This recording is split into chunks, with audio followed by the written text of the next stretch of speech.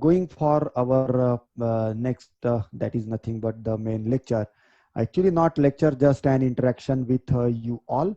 So I am really happy, and I should say thank you to Vijay Lakshmi ma'am that some days before we had a small talk, and according to my timings, she managed. So first of all, I should say thank you, and I also should say thank you to these all those who are here in our meeting. And, just we are going to start with mathematics of standard 10, especially of Maharashtra State Board. In today's means in general, that in current scenario, many persons or many parents are willing to put their wards in either CBSE or in ICSC. But my personal opinions are always to follow our state board. And I confirm by Vijay Lakshmi ma'am that what board you are taking. Then she immediately told that for 9th, 10th, we have a state board. This is why, because in our Maharashtra, till this year at least, the syllabus is really competent, and the writing committees members are really very nice. In NCRT also they are, but what I feel, the Maharashtra State Board is considering the situation in Maharashtra.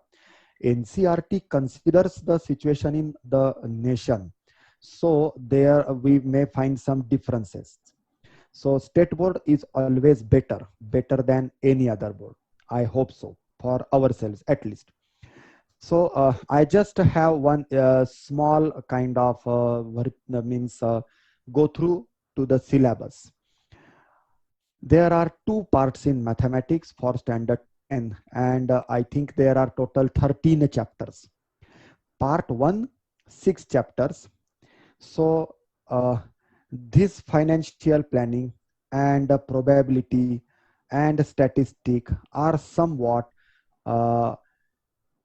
financial mathematics, that is nothing but related to the economics and really necessary.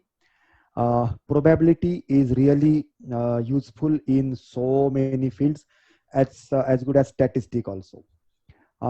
It's okay how the sequence of chapters is kept, but really these things are necessary. When I was in college or a school, many persons used to ask that could you able to fill in the form for withdrawal slip of bank, or how to deposit that. So there are some different slips. In those days there were different slips. Then such kind of things were really required. And now I went through the financial planning, GST and all the billings, how GST works, how we can get the refund by GST, moreover what is share, what is mutual fund, and these things are discussed, which are really important to have the correct idea of the market. Or otherwise, this is for the elders, those who are listening, means our teachers also as well as the parents also. जैसे आजकल हम fraud सुनते हैं, ये जैसे नासिक में एक happening हो गया था, कौन बनेगा करोड़पति, ये जत्रा होटल के बाजू में कोई था, I forgot the name, but that fraud क्यों हुआ? क्योंकि हमारे पास फाइनेंशियल लिटरेसी नहीं है। इसलिए मतलब शेयर मार्केट में भी कितने तरीके से हम लोग देखते हैं कि डूब जाते हैं। क्यों? उसके पीछे एक सिंपल रीजन है कि उनका study towards the market is different और समवॉट लेस, कम है। मैंने कहाँ पर पढ़ा है कि वॉरेन बफे उन्होंने बोला है कि अगर मैं 4 साल पहले से शेयर मार्केट में इन्वेस्ट करता तो मैं शायद और अलग बनता। ये उनका कुछ स्टेटमेंट है। ऐसे ही कुछ उन्होंने शायद मेरे ख्याल से 11-12 साल से शेयर मार्केट में इन्वेस्ट करना शुरू किया था, तो उनके पास उस एज में वो लिटरेसी होगी, इसलिए वो सारे रिस्क उठा पाए विद द स्टडी। सो इसलिए ये जो 3 चैप्टर है अपने सिलेबस में वो रियली अच्छे लगे मुझे, कि अभी आजकल के जमाने में ये जरूरी है। पैसिव इनकम करके एक पार्ट रहता है कि हम जो एक्टिवली काम करते हैं, रोज मैं मेरे ऑफिस जाऊंगा, काम करूंगा, वो काम के बदले मुझे सैलरी मिल रही है।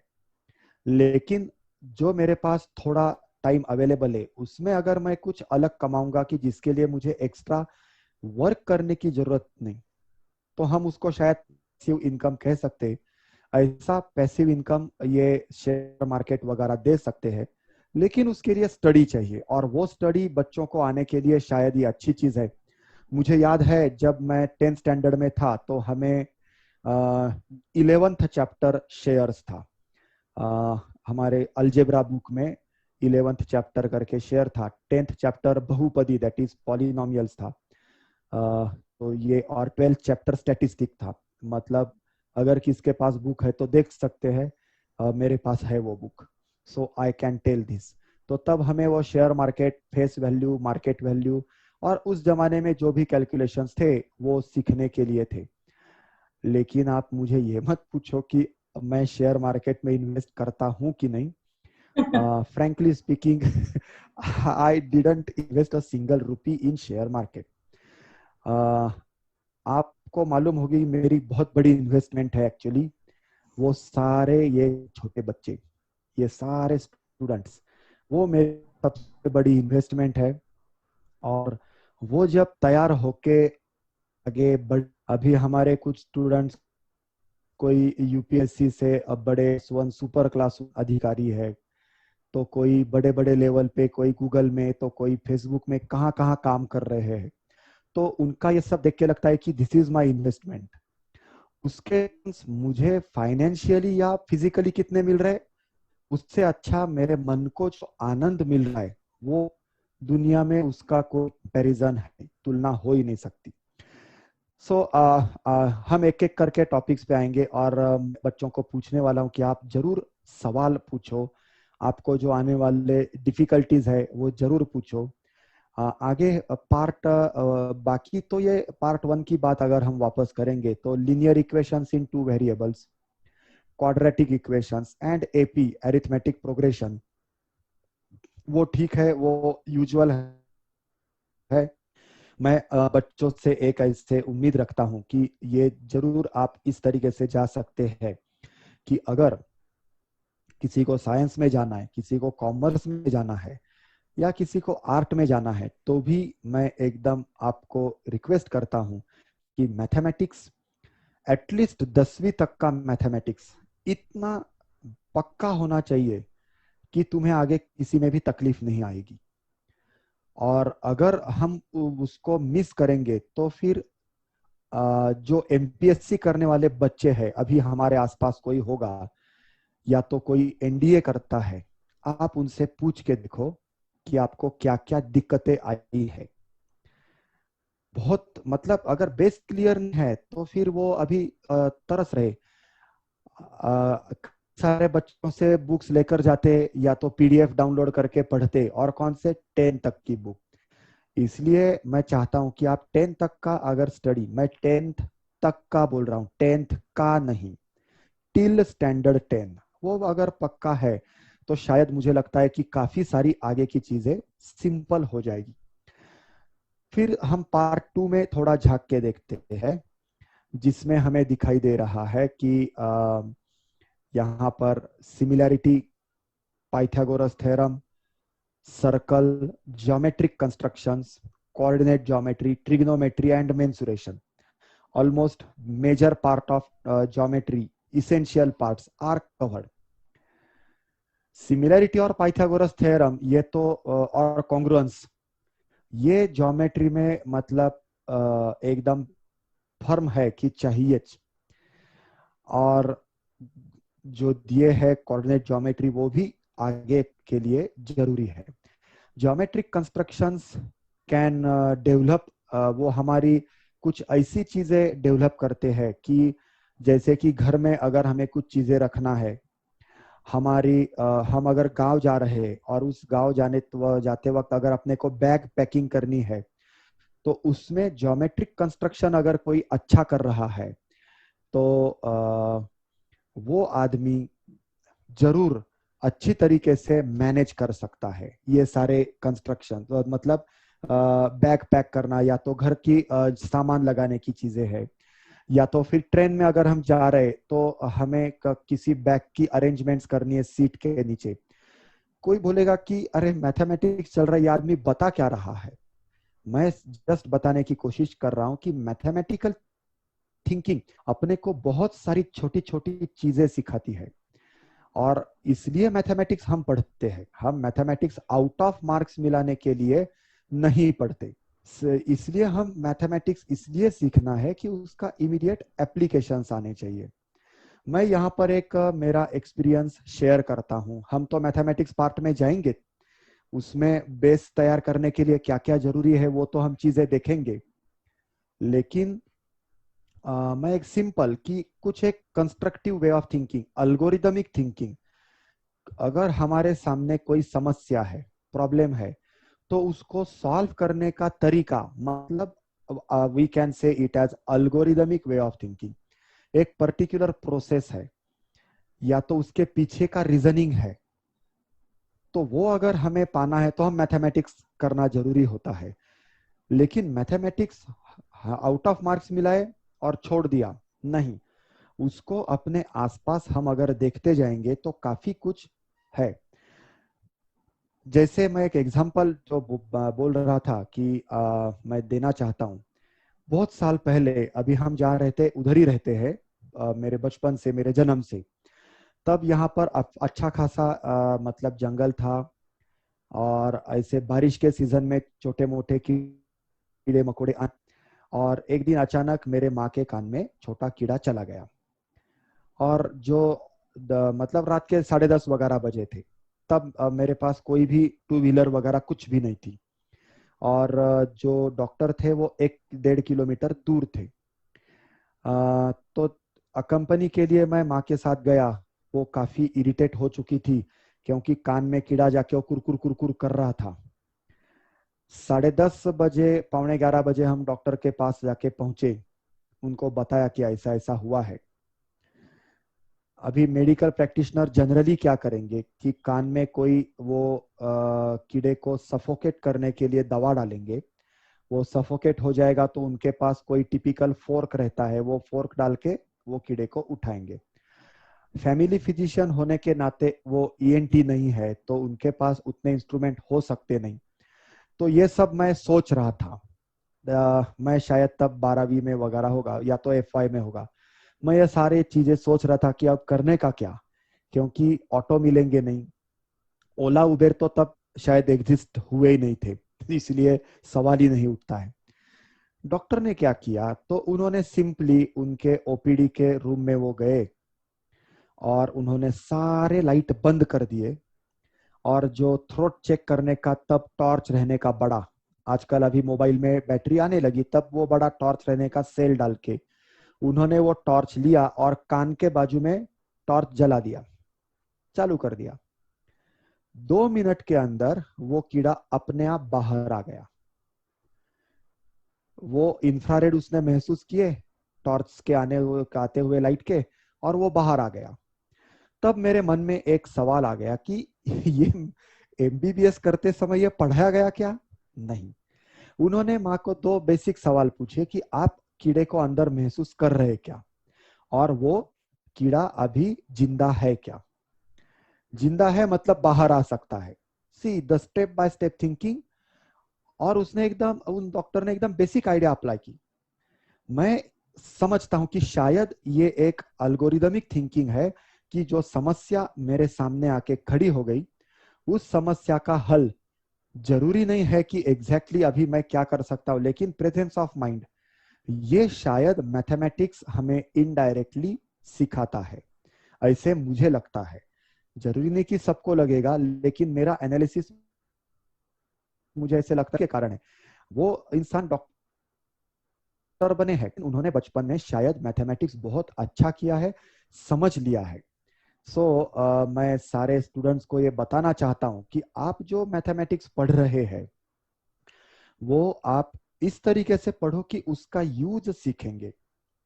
मैं एक और आगे सवाल जवाब हम चालू करने के पहले मैं और एक बताता हूं।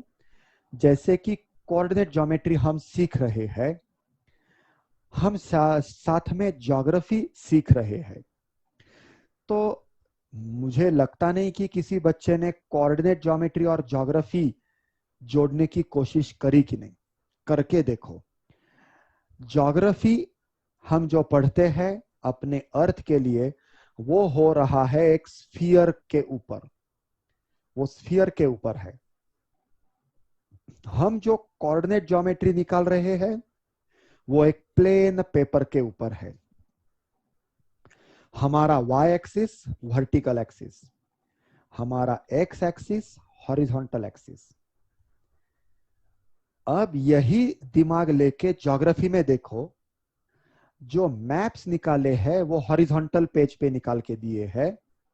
उसमें कुछ वर्टिकल लाइंस दिखाई दे रहे हैं जिसको हम लॉन्जिट्यूड कहते हैं, और हॉरिजॉन्टल है उसको हम लैटिट्यूड कहते हैं।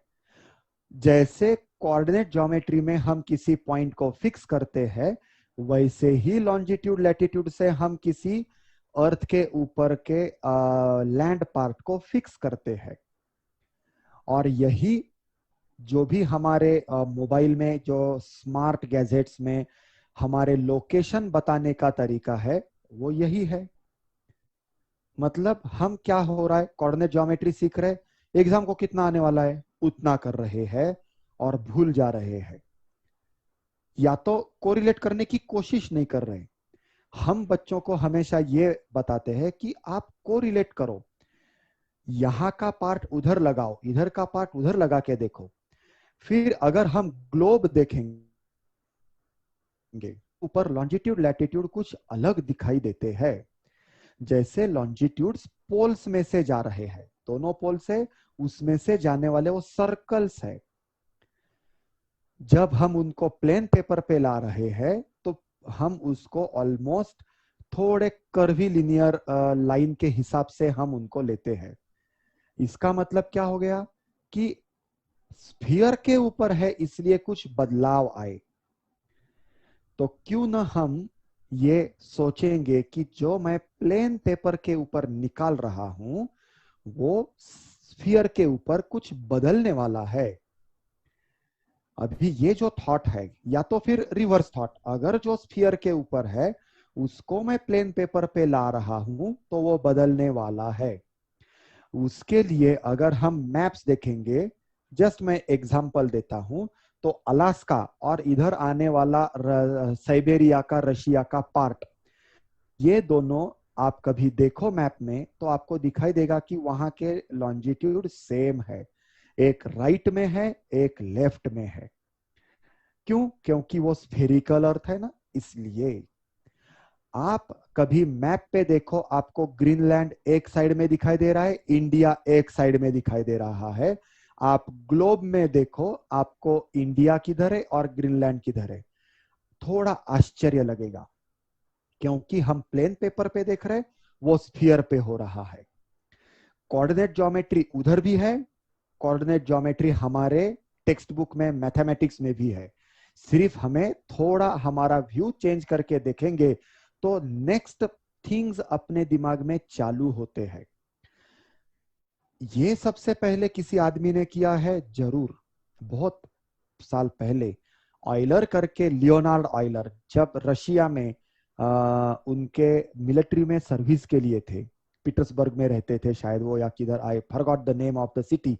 तो वहां पर उन्होंने एक मैप निकालने का टेक्निक ढूंढा जिसको अभी हम कार्टोग्राफी कहते हैं, जो अभी एक ब्रांच ही बन गई है कार्टोग्राफी। तो दैट इज नथिंग बट हमारे स्फीयर को प्लेन पेपर पे लाना, दैट इज कार्टोग्राफी। मैं अगर ये जो स्टूडेंट सुन रहे उनको मैं बताना चाहता हूं कि हम 10th स्टैंडर्ड में अच्छे मार्क्स मिलाने के लिए जरूर कोशिश करेंगे, लेकिन उसके आगे हमें हमारे लाइफ में और कुछ हायर एजुकेशन परस्यू करके हमारे स्कूल का नाम रोशन करना है, हमारे पेरेंट्स को और खुशी देनी है। ये कभी मत भूलो। और इसलिए हमारा इनक्विजिटिवनेस, हमारे मन में सतत उत्सुकता होनी चाहिए, और वो उत्सुकता कंस्ट्रक्टिव होनी चाहिए, डिस्ट्रक्टिव क्वेश्चन पूछ के नहीं। जैसे अभी एक सिंपल है कि मैथमेटिक्स ये नाम कैसे बना, ठीक है, हम उसका किसी ने ओरिजिन बताया, फिर कोई बोलेगा फिर टिक्स का मतलब क्या हो गया, फिर मैथे का मतलब क्या हो गया। तो ये उत्सुकता ये नहीं है, ये डिस्ट्रक्टिव क्वेश्चनिंग है। कुछ वर्ड्स किस तरीके से बने वो हम लैंग्वेज में सीखते हैं, मराठी या हिंदी में हम उसको शब्द व्युत्पत्ति कहते हैं। शब्द किस तरीके से बना उसका भी एक शास्त्र है, उसके पीछे भी कुछ रीजनिंग्स है। तो वो अगर पढ़ना चाहते हैं तो वो तुम जरूर पढ़ो, लेकिन कुछ भी क्वेश्चन करने करके मैं कुछ इंक्विजिटिव हूं, मैं हमेशा शंकाएं उपस्थित करता हूं, ऐसे नहीं। कंस्ट्रक्टिवली सोचो। हमारे आसपास बहुत सारी चीजें हमें प्रोवोक करने के लिए है, और वो देख के हमारे स्टडी के साथ कोरिलेट करो। स्टडी के साथ कोरिलेट करना काफी जरूरी है।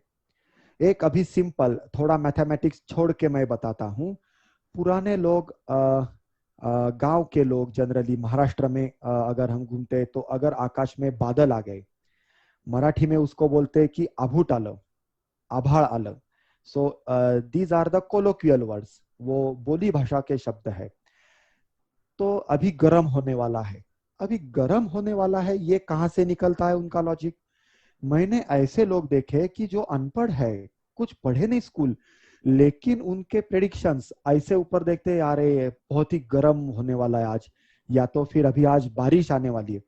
तो उनके जो अंदाज है क्यों बराबर आते? Because of experience, because of happenings. जो आज तक होते आया है वो देख के कंक्लूजन्स बन गए। यही हमारा मैथमेटिक्स है, यही हमारे दूसरे सब्जेक्ट है। हमें एक्सपीरियंस लेना है। वो आदमियों ने एक्सपीरियंस लिए, अरे अभी आकाश में बादल आए, वो बादल किस तरीके से है, हवा का रुख कैसा है, और गर्मी कितनी हो रही है, वो सब समझ के उनके प्रेडिक्शंस जाएंगे। 100% ट्रू नहीं है। द सेम थिंग मैथमेटिक्स क्या है? एक पैटर्न है। जानो, पहचानो, उसके पीछे के रीजनिंग करो और कंक्लूजन निकालो, और फिर उसको हम एक साइंटिफिक वे में रखें। और हम अभी उसको पढ़ रहे हैं, वो कुछ अलग चीज नहीं कर रहे। सिमिलैरिटी पढ़ना मतलब क्या है कि मैं और मेरा फोटोग्राफ सिमिलर है, लैंड पार्ट और उसका मैप सिमिलर है, या तो कोई खिलौने में मिलने वाली गाड़ी और एक्चुअल जो भी व्हीकल है वो सिमिलर है, वो तो 3 डायमेंशनल सिमिलैरिटी है। या तो किसी एनिमल का छोटा मॉडल जो प्रोपोर्शनेट है वो एक्चुअल एनिमल के साथ सिमिलर है, या तो स्टैच्यूज जो बनाए जाते हैं वो भी सिमिलर है। जैसे हम देखते हैं कि कोई अगर फंक्शन में, जैसे कि अलग अलग त्योहारों में इधर उधर हम छोटे मोटे भगवान के या तो जो महापुरुष हो गए उनके स्टैच्यूज है, कोई स्टैच्यू बड़ा रहता है, कोई छोटा रहता है, सिमिलर है। देखो ना अपने पास कितनी सारी सिमिलरिटीज है आसपास। हम फॉर्मली जाते हैं सिमिलैरिटी ऑफ ट्रायंगल्स, और फिर एक झापड़ लगा के इतना इतना इतना इतना ऐसे इतने इतने से देखते हैं और बोलते हैं okay this is my similarity. अरे अपने आजू बाजू में बहुत कुछ है। जैसे पाइथागोरस थ्योरम, मैं एक बार चेन्नई गया था, और वहां पर हमारी एसोसिएशन है मैथमेटिक्स की, ऑल इंडिया लेवल की। वहां पर मैं लेक्चर्स के, अभी एक्चुअली ये दिन मैं उधर रहता, ये हमारा सब वर्कशॉप्स के डेज होते, लेकिन अभी ये पैंडेमिक ने घर पे बिठा दिया है, या तो फिर ऑनलाइन शेड्यूल्स चालू है। तो वहां पर मैंने एक ऑटो करी। तमिलनाडु में सबसे बड़ा प्रॉब्लम है मीडिया, हम एक दूसरे से बात कैसे करें। तो मैंने उसको थोड़ा बहुत इंग्लिश में समझाने की कोशिश करी। तो जनरली वो थोड़े बहुत इंग्लिश बोलने वाले ऑटो वाले रहते हैं उधर। उसने पूछा है कि वेयर वेयर, मैंने बोला मैथमेटिक्स एसोसिएशन ट्रिप्लिकेन। तो शायद वो जानता था, ओह मैथमेटिक्स प्रोफेसर प्रोफेसर। मैं बोला हाँ ठीक है, लर्नर लर्नर एंड प्रोफेसर। तो रिक्शा वाले ने बोला कि आई नो पाइथागोरस थ्योरम। मैं चौंक गया। मैं बोला हाउ डू यू नो? तो बोला कि आई एम 7th स्टैंडर्ड पास। वो रिक्शा वाले ने बोला 7th स्टैंडर्ड। मैं बोला फिर भी पाइथागोरस क्यों मालूम? तो बोले मेरे जमाने में 7th स्टैंडर्ड में वफा वर्नाक्यूलर फाइनल जैसे कुछ उसने बोला, तो वहां पर मैं पढ़ा और उसमें था। बूढ़ा था, इंथुजियास्टिक था और काफी कुछ बोलने की कोशिश कर रहा था। कई साल पहले स्कूल में सीखा था, लेकिन उसको पाइथागोरस थ्योरम मालूम था। मतलब क्या है कि एक्चुअली उस आदमी में वो टैलेंट था, लेकिन शायद परिस्थिति के कारण या तो जो भी हुआ होगा वो ऑटो चला रहा था, और ऑनेस्टली कई सालों से ऑटो चला रहा था, लेकिन उसकी पढ़ाई नहीं भूला था। कितनी बड़ी बात है। मैं सोचने लगा कि अरे, ये अगर ऐसा आदमी है, इतने सालों के बाद में ध्यान रखता है, इसका मतलब ये थ्योरम में जरा दम है। या तो ये सच में उसको पढ़ाने वाले की कृपा है कि उसके दिमाग में ये फिट बस बैठ गया है। थोड़ी अगर हम कोशिश करते हैं, और उसके पीछे एक सिंपल रीजन है कि हम जब तक एक्सपीरियंस नहीं लेंगे, तब तक कोई भी चीज हमारे दिमाग में जल्दी जाती नहीं। एक सिंपल है, देखो मैं बोला 20 दिन पहले मैं ये जूम के ऊपर, मुझे कुछ भी मालूम नहीं था। एनोटेट करना मतलब क्या? अननोन। स्क्रीन शेयर करना अननोन। सब कुछ एक्सपीरियंस लेता गया। जो बच्चे उसमें पार्टिसिपेंट थे वही मुझे सलाह देने के, सर आपने ये ऑप्शन ऐसे करना चाहिए, सर आपने वो ऑप्शन वैसा करना चाहिए। एक्सपीरियंस लेते लेते लेते थोड़ा थोड़ा आने लगा, पूरा अभी तक नहीं। There are so many options, बहुत सारे ऑप्शंस है ना इसमें। धीरे धीरे करके आ जाएंगे।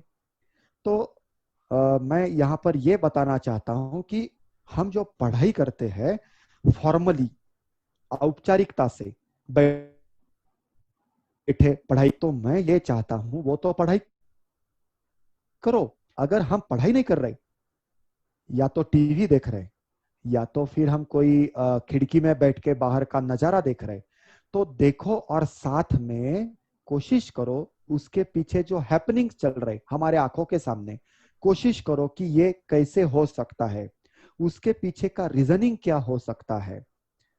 अलग अलग मीन्स जरूरत नहीं कि मैथमेटिकली ही रीजनिंग आएगा, साइंटिफिकली हम आ सकता है। कई हमें और एडिशनल चीजें ऐसे मालूम हो जाएंगे कि ऐसे राइटिंग में काम आएगी। हमें कभी कभी ऐसे कुछ रहते कॉम्प्रहेंशन, और कॉम्प्रहेंशन में वो जो पैराग्राफ है उसके ऊपर से आंसर लिखने, लेकिन हम हमारे मन से उसमें दो आंसर सेंटेंसेस ऐड भी कर सकते हैं। हम तभी ऐड कर सकते जब हम एक्सपीरियंस पाएंगे। सो ये चीजें मुझे लगता है कि एक्चुअली पढ़ाई में एक्सपीरियंस लेना ही जरूरी है, और एक्सपीरियंस देने का काम हमारे सारे गुरुजन टीचर्स करते हैं। वो एक्सपीरियंस देते हैं, लेना की नहीं वो स्टूडेंट होता है। इसलिए मैं सारे स्टूडेंट्स को रिक्वेस्ट करता हूं कि आप एक्सपीरियंस लेने की कोशिश करने की। सब चीजें आसान है। मैं एक सिंपल सवाल पूछना चाहता हूं सारे बच्चों को कि अगर आप एक भी mobile game, video game, computer game खेलते नहीं है, तो चैट बॉक्स में लिखो कि no, I never, I am waiting. मैं यहां पर देख रहा हूं कि कितने बच्चे चैट बॉक्स में डाल रहे हैं कि मैं नहीं खेलता हूं, आज तक खेला ही नहीं हूं। मैं यहां पर चैट बॉक्स की तरफ नजर लगा के हूं, मुझे अभी तक कोई चैट दिखाई नहीं दे रहा है। उम्मीद है मेरी आवाज आ रही है सबको। मैं यहाँ पर चैट बॉक्स खोल के रखा हूं, एक ही चैट है सर का, I am in. Dear students, are you there? Are you listening? Put in the chat box कि मैं आज तक एक भी गेम खेला नहीं। और शायद मैं ये कंक्लूजन निकालना चाहता हूं, एक का भी मैसेज आया नहीं, इसका मतलब सारे बच्चे खेलते हैं।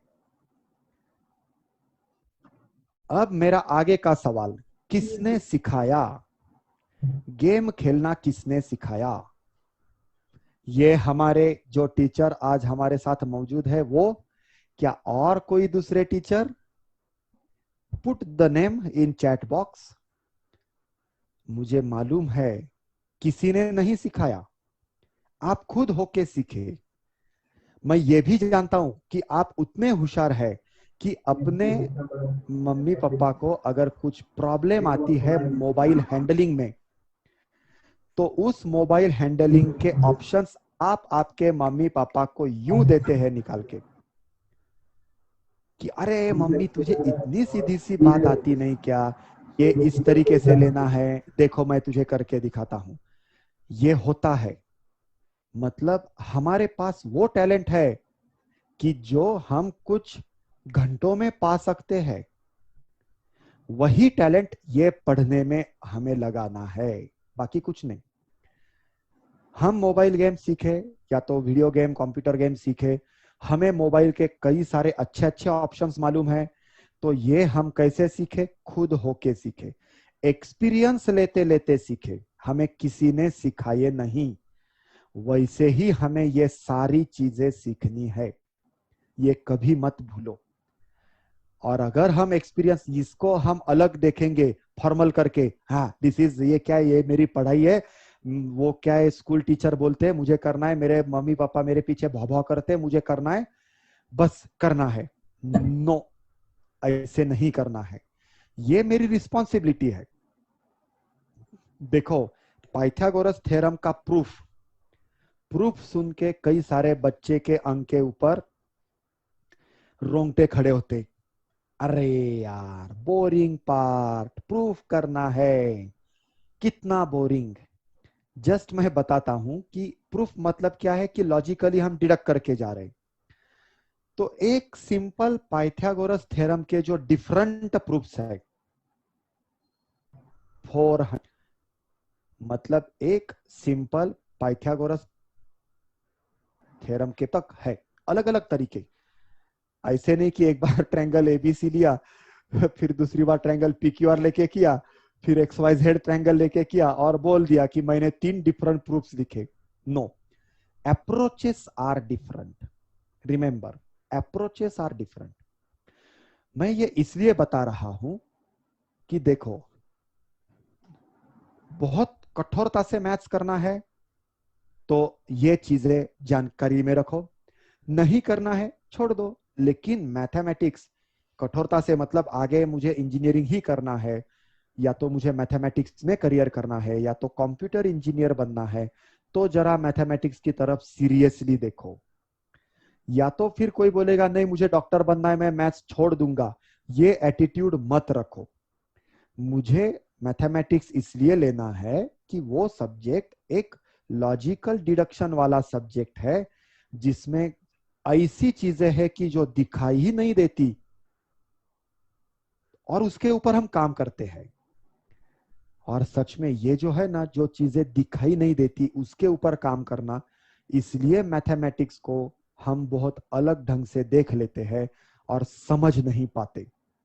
तो मुझे ऐसे लगता है कि अगर हम थोड़ी समझदारी से जाते हैं, जिस तरीके से बाकी चीजों में हमारा ग्रास्पिंग रखते हैं, उसी तरीके से मैथमेटिक्स की तरफ देखो, चीजें आ जाएंगी। अभी ये लॉकडाउन है, हम सब घर पे है, eCartBalBharti.in, आई थिंक सो ये वेबसाइट है, या तो आप ढूंढो।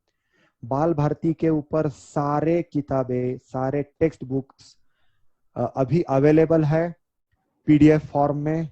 मैं यहाँ पर जस्ट शायद शेयर करना चाहता हूँ, आई हियर पुट समवेयर। मैं ये गैजेट्स के साथ थोड़ा कम हैबिचुअल हूँ यूज करने में। ओके, तो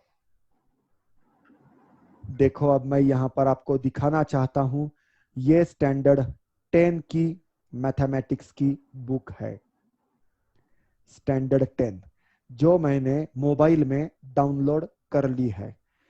पार्ट 1 पार्ट 2 मैं ये बच्चों के लिए बता रहा हूं कि आप अभी बुक्स खरीदने के लिए बाहर मत जाओ, ले लो, अवेलेबल है, एकदम परफेक्ट अवेलेबल है। कितने पेजेस है? 178 पेजेस है। बुक्स आर अवेलेबल, पढ़ना शुरू करो।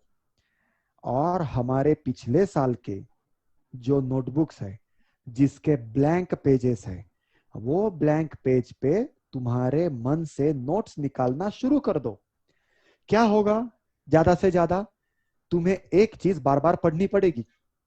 जैसे हम कंप्यूटर गेम करने के लिए हम कैसे कोशिश करते कि मैं जीतूंगा, मेरा स्कोर ज्यादा होना चाहिए, करते हैं ना ऐसे कोशिश। तो वो थोड़ी देर के लिए दूर रखो, ये कोशिश करो कि ये मैं पढ़ रहा हूं और मुझे ये बार बार पढ़ के आना चाहिए। एक बार पढ़ के आ रहा है, दो बार पढ़ के आ रहा है, चार बार पढ़ के आ रहा है। और हम हमारे इंडियन क्लासिकल म्यूजिक में उसी को रियाज कहते हैं। तो डियर स्टूडेंट्स, हमें रियाज करना है। क्या करना है? कोशिश करते रहनी है। एक बार गलत होगा, दो बार गलत होगा, तीसरी बार आ जाएगा। एक चीज है कि एक बार तुम्हें वो क्लिक हो गया कि पढ़ के मीनिंग कैसे निकालने का, तो तुम, मुझे लगता है कि तुम्हें अगर नींद में से उठा के लाएंगे ना कि ए चल अभी ये तेरा पेपर है तू दे, तो भी तुम बिलो 85% कभी जा नहीं सकते। अगर तुम समझ के करेंगे, खुद होके समझ के करते जाएंगे, मैं उतनी गारंटी दे सकता हूं कि, और ये मैं एक्सपेरिमेंट करने के बाद में बोल रहा हूं कि मैं सिर्फ इतना है कि मैं कभी डॉक्यूमेंटेशन किया नहीं, और वो डॉक्यूमेंटेशन करके मुझे कहाँ पब्लिश नहीं करना था। कुछ साल पहले मेरे पास एक स्टूडेंट आया था, उसके पिताजी बहुत बड़े अफसर थे। वो बोले सर आप चाहे जितनी फीस लो लेकिन मेरे बच्चे को मैथमेटिक्स में आगे करो। मैंने एक सिंपली उनको बोला कि देखो सर, मैं आपके पद की प्रतिष्ठा का सम्मान करता हूं, लेकिन आप मेरे सामने ये बात कभी नहीं करो कि चाहे जितने पैसे लो और मेरे बच्चे को होशियार करो। ये इम्पॉसिबल है। मैं सिर्फ एक कोशिश करूंगा कि तुम्हारे बच्चे को इंडिपेंडेंट बनाने की कोशिश। उसमें मुझे सिर्फ इतना चाहिए कि बच्चे को उसके लिए होना जरूरी है, और आपको थोड़ी बहुत उसमें हेल्प क्या है कि वो अगर इंडिपेंडेंट कर रहा तो बच्चा 50% मार्क उनके टर्म एंड में लेकर आया था 10वीं के स्टैंडर्ड 10 में, और वो पेरेंट दिसंबर में उसको मेरे पास लेकर आए। दिसंबर के मिड में ये बात हुई और मैंने बोला कि मैं मेरे हिसाब से उसके साथ काम करूंगा, मुझे बताने का नहीं कि आपने ये पेपर सॉल्व किया नहीं, आपने ये पेपर चेक किया नहीं, आपने ऐसे किया वैसे किया, मैं मेरे हिसाब से करूंगा। उन्होंने शायद पहले ही बार मैंने इतने कठोरता से बोला, एक्सेप्ट कर लिया फिर भी। और उस बच्चे ने मैंने जितना बोला करते गया, मैंने कुछ ज्यादा किया नहीं, बच्चे नहीं किया, सिर्फ मैंने उसको रास्ता दिखाया, देख तेरे पास एक्चुअली टैलेंट है, सबके पास है, तुझे सिर्फ करना है, तुझे पढ़ना है, मीनिंग लगाना है और उस हिसाब से आगे जाना है।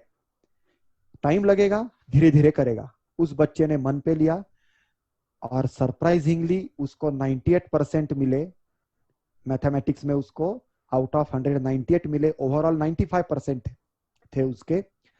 और आज वो बच्चा अभी कैलिफोर्निया में एक बड़े कंपनी में जॉब कर रहा है, और हर साल वो मुझे एक बार तो कम से कम फोन करके बोलता है कि sir only because of you I am here. मैं बोला अरे बाबा की तूने किया इसलिए तू उधर है, और अगर मैं जादूगर रहता, जादूगर हूं, तो मैं एक जादू मंत्र मार दिया तो सब बच्चे हो गए। इम्पॉसिबल। जादूगर हम सब में है, अपने आप में जादूगर है। मैंने मन पे लिया, हो गया, मैंने मन पे नहीं लिया, नहीं हुआ। ये आप सब स्टूडेंट्स ने ध्यान में रखना है। हमारे अंदर वो टैलेंट सबके अंदर है, हम उसको डिस्कवर नहीं कर पा रहे। हम टेंशन ले रहे, अर ये ऐसा है, अर वो वैसा है। वो डर बंद करो, कोई डर रखने का नहीं, धीरे धीरे कोशिश करो।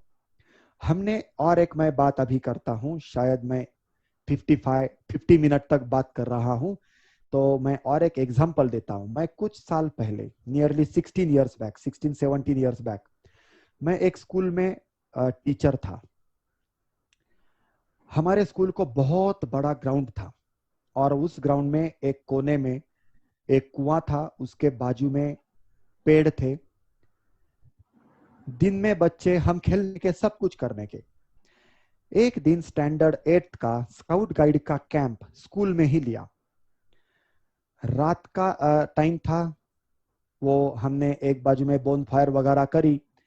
हम बच्चों को बोला कि हम एक काम करते, उधर वो जो कुआं है वो सिक्योर था, उसमें ऊपर जाली वगैरह लगाई थी, गिरने के कोई चांसेस नहीं थे। उसके बाजू में बहुत बड़ा एक आम का पेड़ था, उस आम के पेड़ को टच करने भागते भागते आ जाने का हमने ये शर्यत रखी। पहला लॉट जाने दिया, दूसरा लॉट जाने दिया। थोड़ी देर के बाद में मैं उठा, बच्चों को बोला रुको हम एक कहानी सुनते। और मैंने कहानी सुनाई उस पेड़ की जो आम का पेड़ था, कि जिसके ऊपर किस तरीके से अलग अलग भूत बैठे हैं और वो रात को किस तरीके से जागरूक होके हमें तरसाते हैं। मैंने ये कहानी ऐसे इनडायरेक्टली बोल बोल के धीरे से वो पेड़ तक लाके रखी, और फिर बाद में बच्चों को बोला चलो अभी 2 लॉट हो गए, अभी आगे के लॉट भागने के लिए तैयार। जो बच्चे थे नेक्स्ट लॉट में वो भागने के लिए आए नहीं। बोले सर अभी आपने बोला उधर भूत है, हम क्यों जाए। मैंने उनको बहुत समझाया, मैं सब वेल प्लान था, मैंने उनको समझाया कि अरे नहीं कुछ ऐसे काय को डर रही है, जाके आए देखो क्या हुआ। नहीं नहीं सर आप मजाक, ये ऐसे नहीं, हम डर गए, हमें नहीं जाना है। मैंने एक 10-15 मिनट उनको समझाया, फिर बाद में मैं बोला चलो अभी सामने बैठ जाओ और सुनो। मैं बोला देखो पहले ये बच्चे भागे, मालूम था उधर भूत है, नहीं, जाके पेड़ को टच करके आ गए। मैंने बाद में स्टोरी सुनाई और तुम्हारा विश्वास हो गया कि उधर भूत है, डर बैठ गया। क्यों? जो देखा नहीं उसके ऊपर डर बैठ गया, और वो डर के कारण जो तुम पहले करने वाले थे वो करना छोड़ दिया। क्योंकि क्या है कि मैंने तुम्हें सिर्फ जिस तरीके से बताया उस तरीके से तुमने तुम्हारा माइंडसेट बना लिया, जो नहीं है उसको तुमने हाँ में कन्वर्ट कर दिया, और तुम्हारी मानसिकता चेंज हो गई, और डर के कारण तुम वो करने के लिए राजी नहीं है।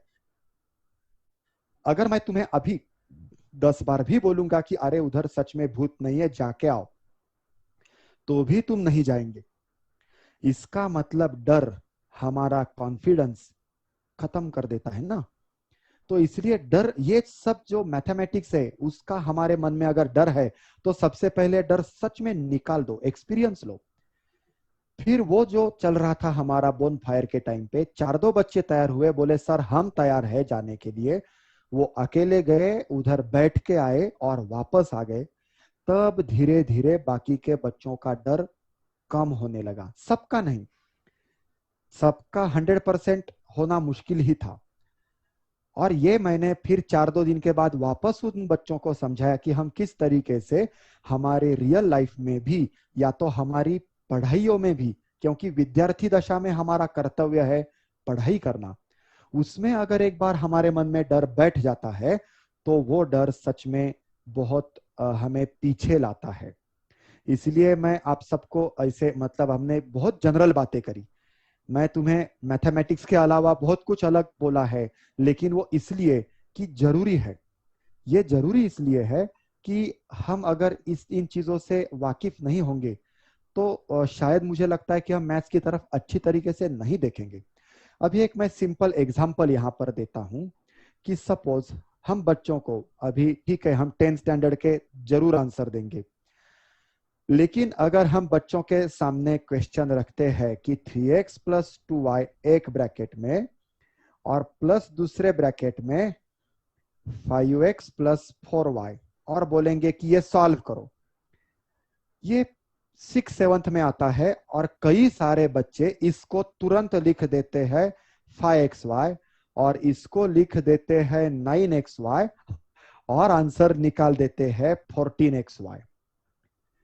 और हमारे जैसे टीचर्स को इस बात का बहुत ताज्जुब होता है कि यार ये बच्चों को अभी करने का किस तरीके। आज भी कई सारे बच्चों के मन में शंका आती है क्यों ऐसे हुआ। मैं एकदम सिंपल एग्जांपल बोलता हूं, मेरे पास एक बैग है जिसमें 3 टोमेटोज है और 2 ओनियंस है।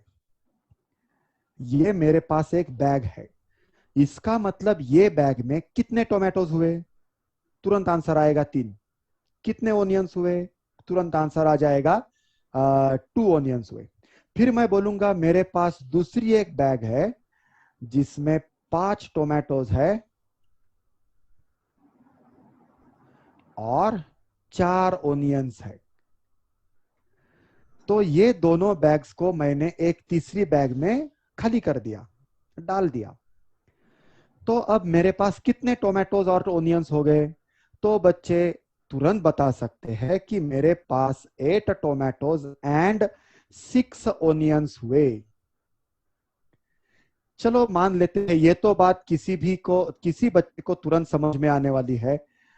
अभी अगर हम टोमेटोज को x बोलेंगे तो यहां पर 3x है और 2y है, यहां पर 5x है और 4y है।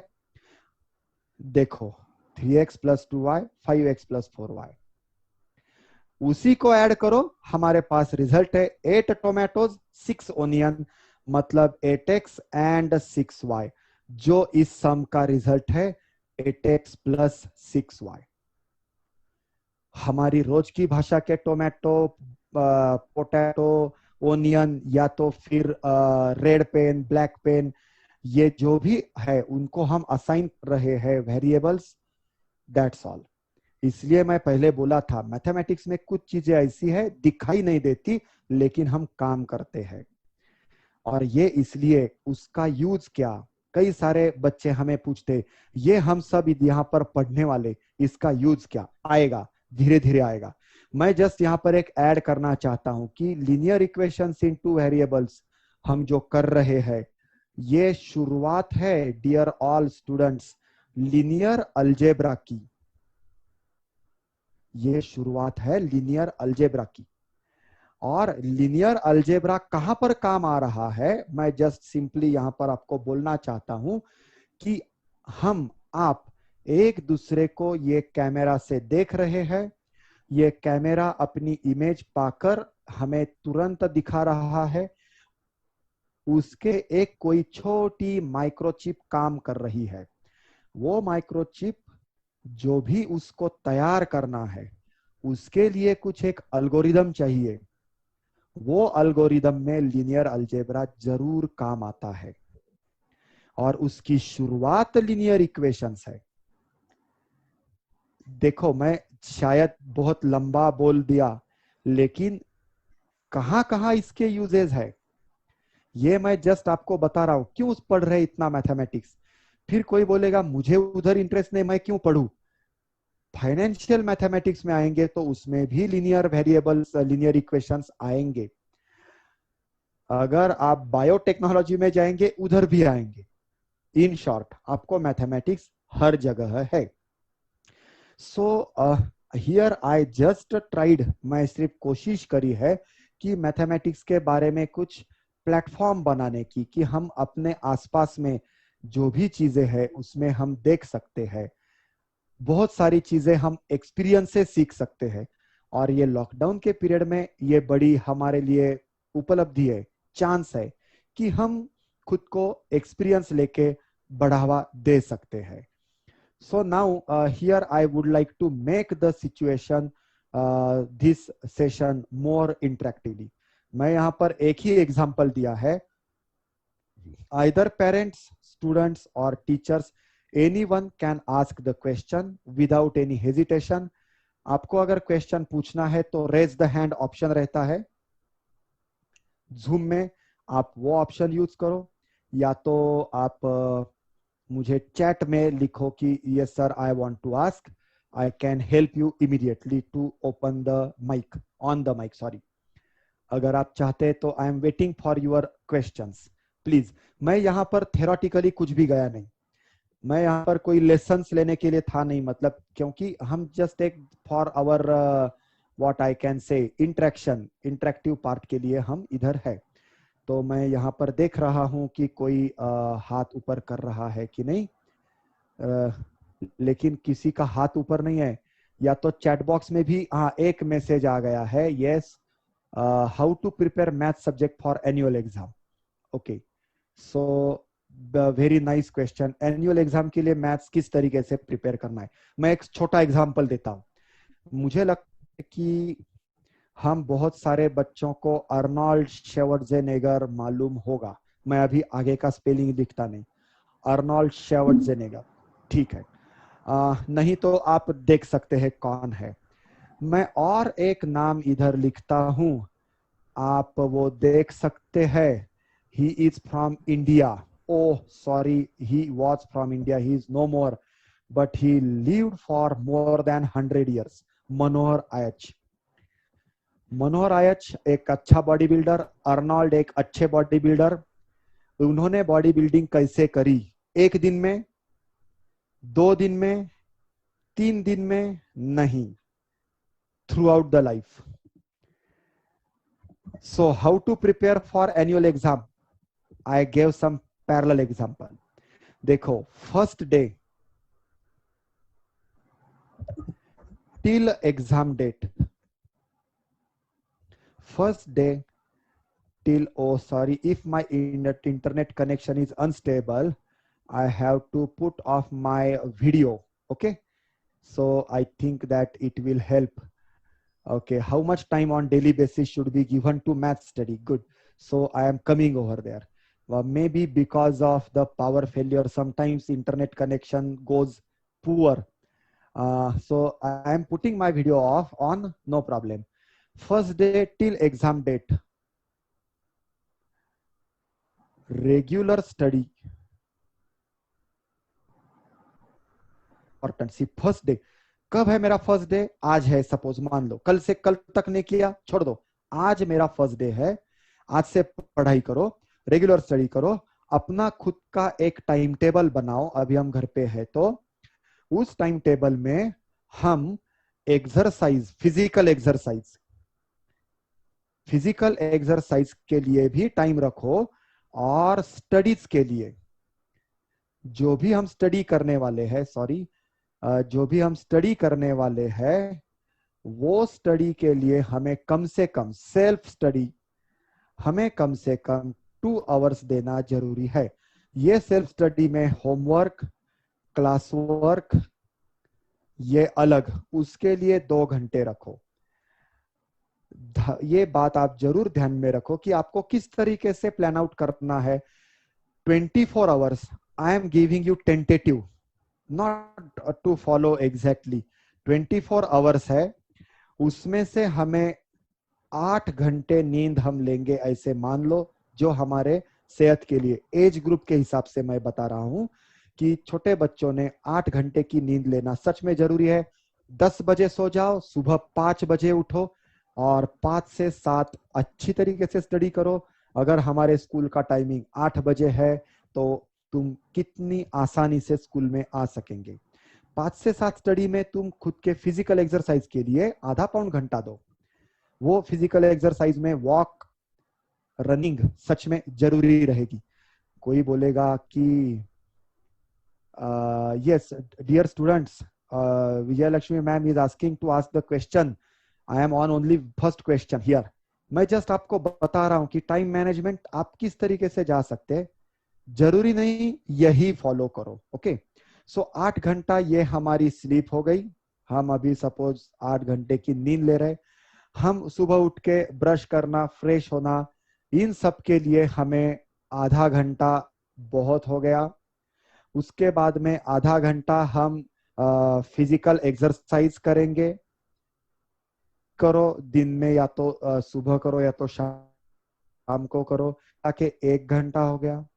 अभी लॉकडाउन का पीरियड में तो स्कूल नहीं है, लेकिन हम स्कूल का timing, I hope 6 hours is the school timing. Yes, Rashi is asking that, sir, is there will be any changes in our papers this time? Very nice question, Rashi, that you asked a very nice question. I shall be back on that question. Okay. I am just telling you some simple time management.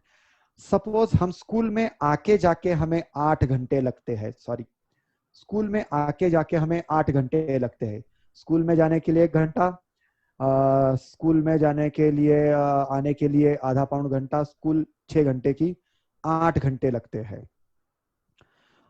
हम अगर बाहर class लगाते हैं, देखो मैं भी class लेने वाला आदमी हूं, लेकिन मैं बच्चों को कभी फोर्स नहीं करता हूं ऐसा ही करो, आप ये बिल्कुल अलग तरीके से लो डियर स्टूडेंट्स। इन फैक्ट मेरे जमाने में, मैं कोई इतना बड़ा इंसान नहीं हूं, लेकिन हम जब स्कूल में थे तब हमारे स्कूल में अगर किसी बच्चे ने क्लास लगाई तो वो मुंह छिपा के क्लास को जाने का। क्यों? क्योंकि क्लास कौन लगाता है? जिसको पढ़ाई आती नहीं वो क्लास लगाता है। अभी क्लास कौन लगाता है? ये मेरा दोस्त उधर जाता है इसलिए मैं भी उधर जाता हूं। ये ऐसा नहीं होना चाहिए। अपने आप के ऊपर अगर आप भरोसा रखेंगे, स्कूल में जितना हो रहा है उतना भी करेंगे, तो काम आसान है, बिल्कुल आसान है। और हम जो क्लास लेते हैं, मैं बिल्कुल क्लास बोर्ड का नहीं लेता हूं। और मेरे उसूल मैंने बना के रखे कि स्कूल अगर अच्छा कर रही है तो उसमें मैं किसी स्कूल के काम में इंटरफेरेंस करना उचित नहीं। इसलिए मैंने 23 इयर्स बैक, 23 साल पहले जब मुझे इस तिथि का मतलब इस बात पता चली, मैंने सारा बंद कर दिया और अलग ही काम शुरू कर दिया। क्योंकि मैं पूरा विश्वास रखता हूं, कोई भी स्कूल है, कोई भी टीचर है, वो अपने बच्चे को प्रोग्रेस की सोचता है।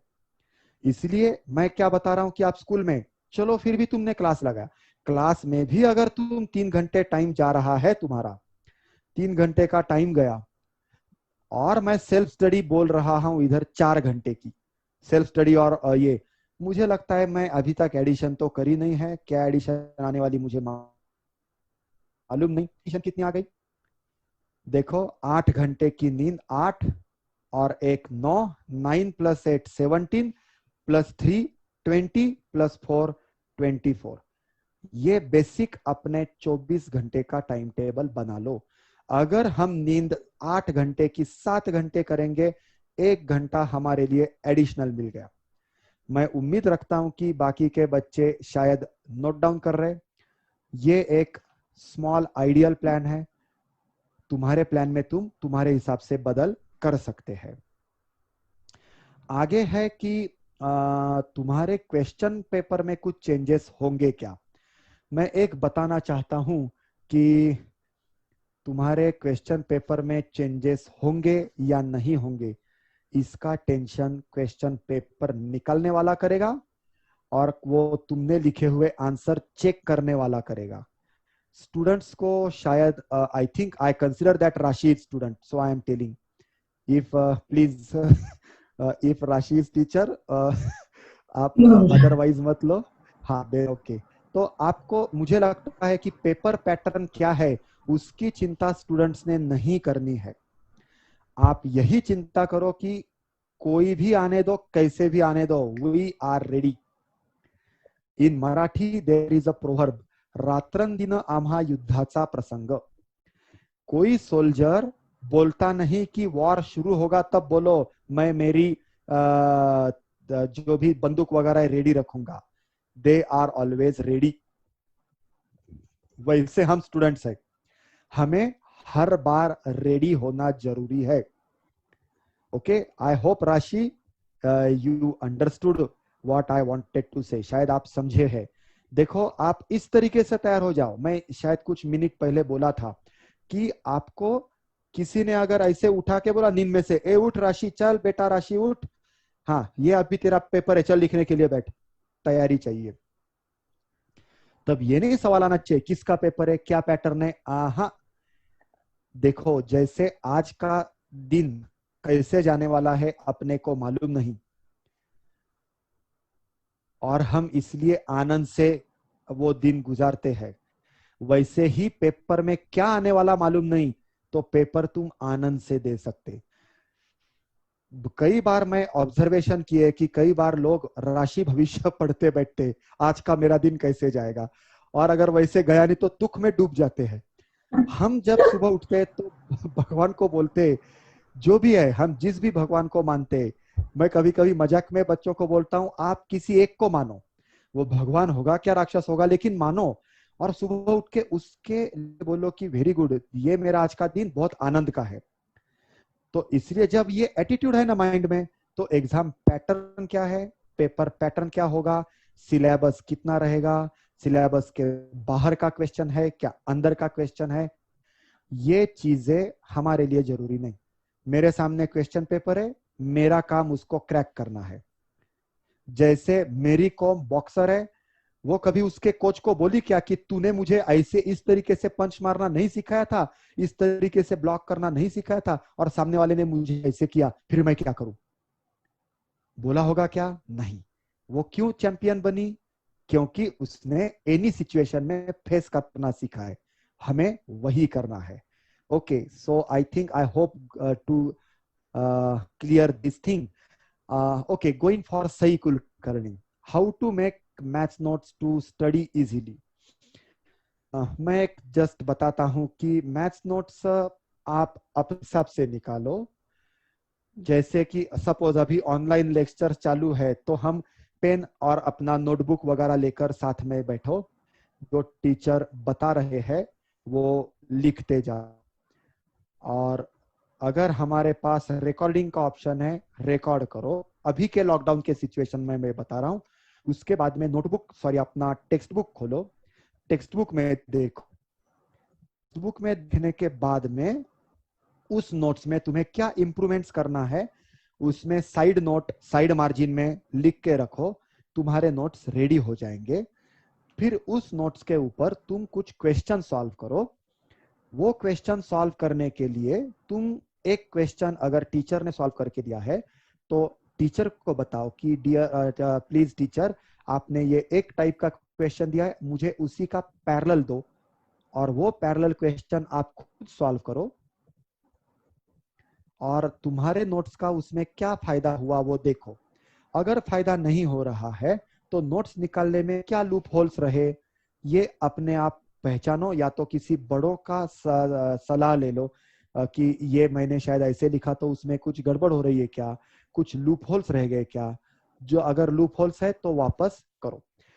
सेकंड थिंग, प्रॉब्लम सॉल्व करने के लिए रेडीमेड आंसर्स नहीं लेने के, क्योंकि जैसे कि गाइड है या तो और कोई नोट्स होंगे, रेडीमेड आंसर अपने को अपना थिंकिंग बंद कर देते हैं। हम खुद आंसर निकालेंगे, और जो फाइनल आंसर है वो टैली कर सकते हैं। फाइनल आंसर टैली करो, लेकिन फुल रेडीमेड सॉल्यूशन नहीं लेने का। Okay, so I hope say you might have got what I wanted to say. Okay, then now coming to Vedika, how do I prepare geometry theorems for exams or any easy way to remember it? सबसे पहली बात, theorems remember और उसके proofs remember करना मतलब शायद मुझे लगता है वो गलत है। एहसास लेना जरूरी है। मुझे अभी याद नहीं है हम वो बचपन में कुछ गाने गाने के, इंदन नारा हे प्रति भारत इल्लल लारा, कुछ ऐसे कुछ गाना था हमारे सर सिखाने के, हम गाने के।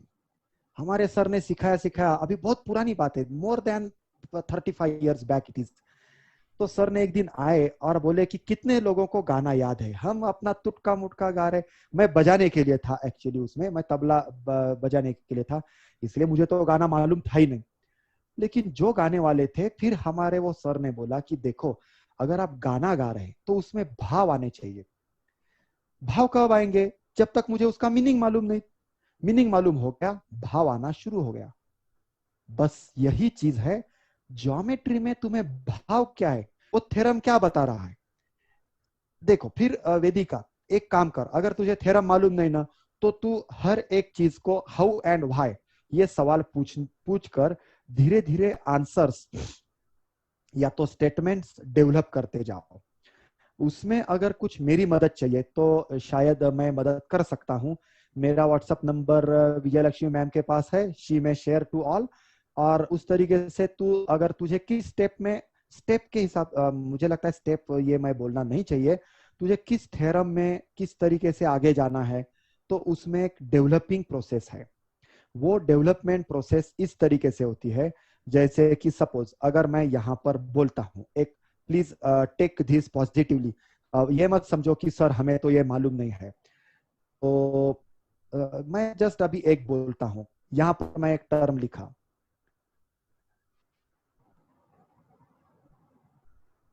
ट्रांसवर्सल लाइन, मुझे बच्चों से आंसर नहीं चाहिए। ये ट्रांसवर्सल लाइन में कई बार हम वर्ड यूज कर देते हैं parallel lines, a line intersecting two parallel lines. Generally ये डेफिनेशन हम लेते हैं। ओके, मैं यहां पर लिख लेता हूं, नहीं तो अ लाइन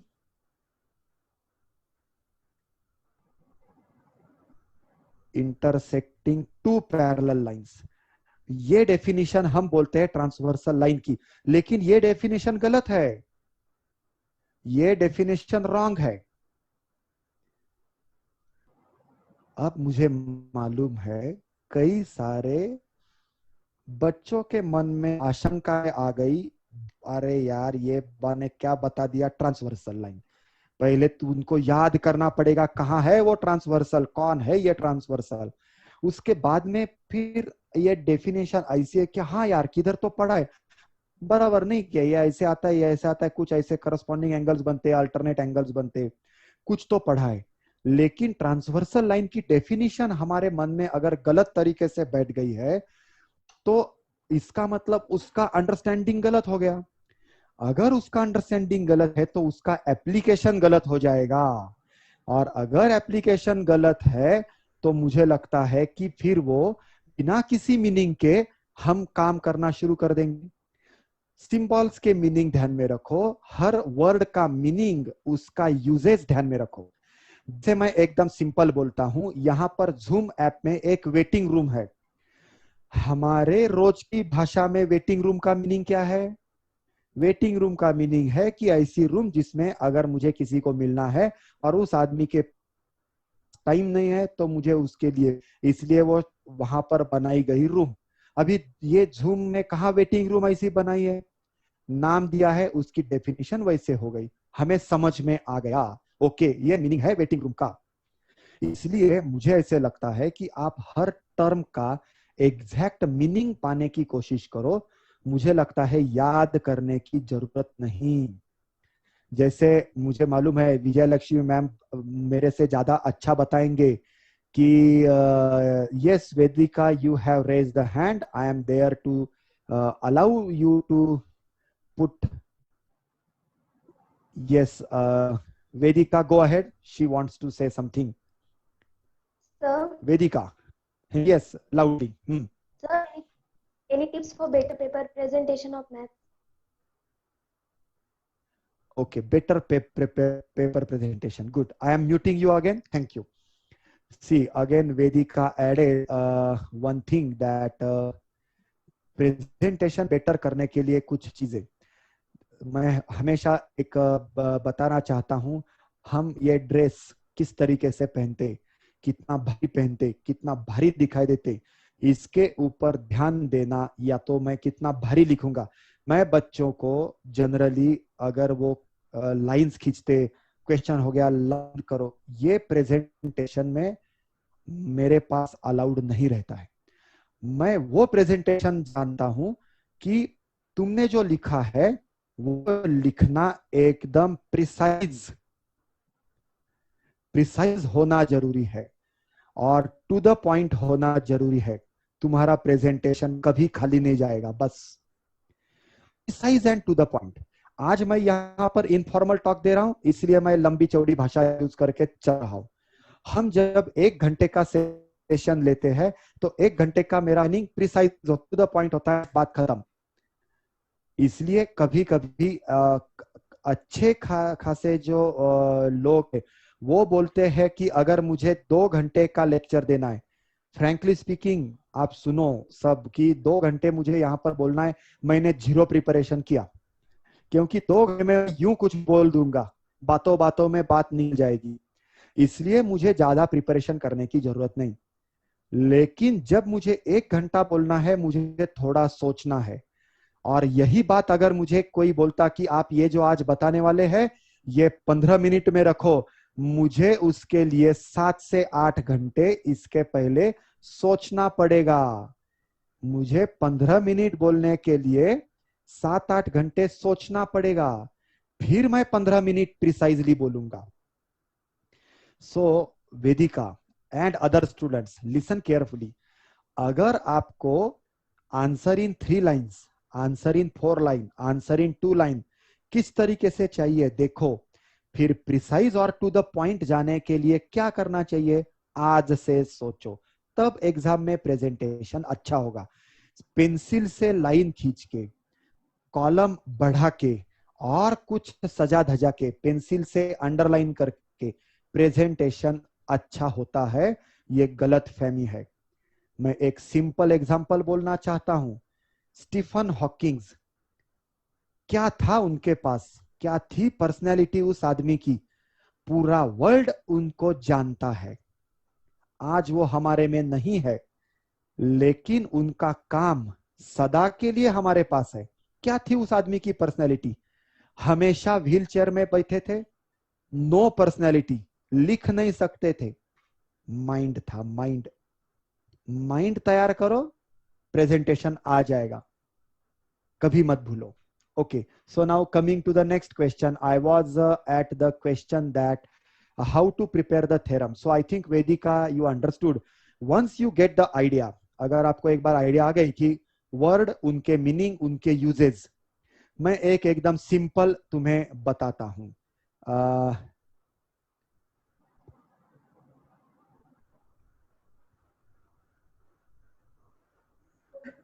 एकदम सिंपल स्टेटमेंट।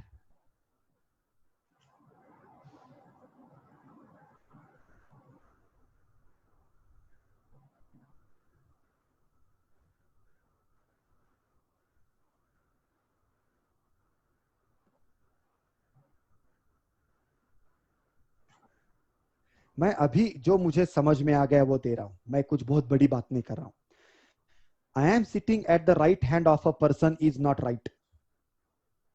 अब इसमें राइट और राइट ये दोनों वर्ड आए। इंग्लिश में राइट को अलग अलग मीनिंग है, कहाँ यूज कर रहे हैं वो देखना पड़ता है। WRIT का भी मीनिंग राइट, सॉरी मीनिंग अलग है, प्रोनाउंसिएशन राइट है, और आई थिंक इसका भी प्रोनाउंसिएशन राइट है। हमें क्या लेना है, प्रोनाउंसिएशन देखना है। इसलिए हम जब कोई भी वर्ड यूज करते हैं, उसका यूजेज क्या है, वो कहां पर यूज कर रहे हैं, फिर उसके हिसाब से। और एक मैं एग्जांपल देना चाहता हूं। अगर हाँ आप पढ़ने वाले हैं, शायद पढ़े भी होंगे, ये अगर क्वाड्रेटिक इक्वेशन है तो उसका डिस्क्रिमिनंट आता है b² - 4ac। इसको कहते हैं डिस्क्रिमिनंट। अगर आप यही डेल्टा केमिस्ट्री में यूज करेंगे तो इस डेल्टा का मीनिंग है हीट इवॉल्व। क्यों केमिस्ट्री में गया, हीट इवॉल्व। यही डेल्टा अगर हम ज्योमेट्री में लाएंगे, आप सबको मालूम है उसका मीनिंग है ट्रायंगल। मतलब देखो, और यही डेल्टा हम रोड के ऊपर साइंस दिखाने के लिए, हाईवे के ऊपर साइन दिखाने के लिए वो डेल्टा में ही लिखी जाती है। साइंस दिखाने के लिए वर्ल्ड वाइड वही सिंबल है। यूजेस कहां पर है, उसका मीनिंग पालो, काम आसान। सो इसलिए थ्योरम ऑटोमेटिकली आ जाएंगे। Now I think Sheetal ma'am is asking that sir, I have experienced that the students are afraid of learning theorems. Yes, 2 participants are raising the hand. I am coming, wait. And face to memorize them. मुझे ऐसे लगता है theorems memorise नहीं किए जाते। Theorems को रोज देखो, एक दिन के आड़ देखो, उसका रूट देखो, कहां से निकल रहे, कहां से आगे जा रहे, इसलिए थ्योरम्स याद आ जाएंगे। एकदम बेसिक एग्जांपल, सपोज अगर मेरा एक दोस्त रहता है, सपोज से वहां पर किधर कामटवाड़े में, मुझे अगर कामटवाड़े में जाना है तो मैं पहले 2-3 बार ढूंढता हूं उसका घर। फिर मैं क्या करता हूं, ओके ये दुकान अगर आ गया तो उससे इतने आगे जाके लेफ्ट लेने का, क्या राइट लेने का, इस तरीके से मैं ध्यान में रखता हूं। और एक दिन आता है कि मैं बिना पूछे उसके घर पे पहुंच जाता हूं। थ्योरम करने के लिए यही है, उसके लिए रिलेटेड पार्ट्स देखते जाओ। उसके लिए रिलेटेड क्या है, यस ये रिलेटेड है, फिर वो मालूम है तो हम आगे जाएंगे, वो मालूम है तो हम आगे जाएंगे। मैं एकदम फ्रैंकली बोलता हूं कि अगर आप मुझे अभी के अभी बोलेंगे कि सर आप थ्योरम्स लिखो, तो मैं 10 के ऊपर थ्योरम तुरंत नहीं लिख पाऊंगा। लेकिन अगर मैंने एक थ्योरम लिखा तो मुझे उसके रिलेटेड 4 थ्योरम याद आ जाएंगे, क्योंकि क्या है, मैंने उनको किस तरीके से रखा है, को रिलेट करके रखा है। सो ट्राई टू को रिलेट। और डर, मैं एक स्टोरी बताई थी ना, और वो रियल स्टोरी है जो मैंने करके दिखाया बच्चों को, कि हमें डर मन में रखने का ही नहीं, डर रखा तो कुछ होता नहीं। इसलिए आपको ये इस तरीके से डर रखना बिल्कुल, मतलब मैं तो बोलता हूँ डर डरने का नहीं। Okay, so I hope that Shital ma'am, you came to know what I wanted to say. And मुझे लगता है कि देखो कि Vijay Lakshmi ma'am rose one question that whether अगर किसी स्टूडेंट को किसी चैप्टर में प्रॉब्लम है तो क्या किया जाए। मुझे ऐसे लगता है कि एग्जाम के 1 महीने तक उस बच्चे को हम प्रमोट करते रहेंगे। प्रमोट मतलब मार्क्स से प्रमोट नहीं है, पढ़ने के लिए प्रमोट करेंगे, हेल्प करेंगे, सपोर्ट करेंगे, और साथ में हमारे पास एक बैकअप प्लान रखेंगे कि इसको पासिंग के लिए कितने मार्क्स चाहिए, कौन से क्वेश्चन कितने करने चाहिए, आइडिया क्या रहेगी, टैग क्या रहेगी, वो एक अपने पास प्लान रेडी होना चाहिए। जो बच्चे मैथ्स में उस तरीके से अगर लड़खड़ा रहे हैं तो उनको पास करने के लिए वो प्लान हम अपने टर्म एंड के बाद में उनके ऊपर उस प्लान का इम्प्लीमेंटेशन करने का, पहले 6-7 महीने उनको हम पूरा देने की कोशिश करने की। देते वक्त हम अलग अलग एग्जाम्पल, पैरेलल एग्जाम्पल, जरूरी नहीं कि एग्जैक्टली उधर फिट होगा, धीरे धीरे करके प्रमोट करने की कोशिश करेंगे कि yes you can do, you are learning.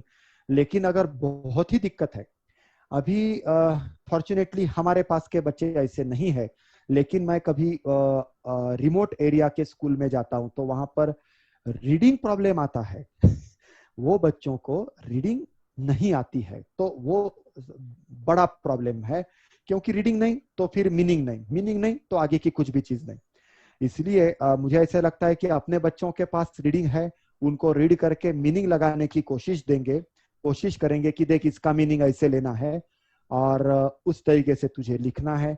Formal language धीरे धीरे करके आएगी। अगर हम फर्स्ट टाइम बच्चों को बोलेंगे कि ऐसा ही लिख तो बच्चे डर जाते हैं। हम बच्चों को बोलेंगे राइट एट योर ओन, थोड़ा टाइम जाएगा चेक करने में। मैं जब स्कूल में था तो मुझे मैथ्स भी दिया था पढ़ाने के लिए, एक्चुअली मैं म्यूजिक टीचर था, तो मेरे को अगर 40 पेपर्स चेक करने के होते थे तो मुझे कम से कम 10-12 दिन लगने के, क्योंकि मैं 4 से 5 पेपर पर डे चेक करने का, क्योंकि बच्चों को मैंने ही सिखा के रखा था right at your own way, तो मुझे हर एक का तरीका समझ के चेक करना पड़ने का। उसका फायदा ये हुआ कि बच्चों को हायर लेवल में जाके मैथ्स में चिंता नहीं रही, और उसका तोटा ये रहा कि मुझे चेक करने के लिए बहुत दिक्कतें आई। तो उसमें मध्यम मार्ग ये है कि हम धीरे धीरे दोनों तरीके से बच्चों को लेकर जाएंगे, क्योंकि प्रैक्टिकल ये सच में इम्पॉसिबल है। अगर फ्रीलांस बच्चे लिखते हैं तो चेक करना पड़ता है। बच्चों को हम बोलेंगे लॉजिकली लिखो, समझ में आएगा, इस तरीके से लिखो, पहले फ्रीलांस, धीरे धीरे मेथोडोलॉजी। जैसे छोटा बच्चा चलते वक्त किधर भी चल पड़ता है, दौड़ता है, गिरता है, वैसे बच्चों को आंसर लिखने में करने देना चाहिए, ऐसे मुझे लगता है। एज अ टीचर मैं हमने ऐसे करना चाहिए, ऐसे मुझे लगता है।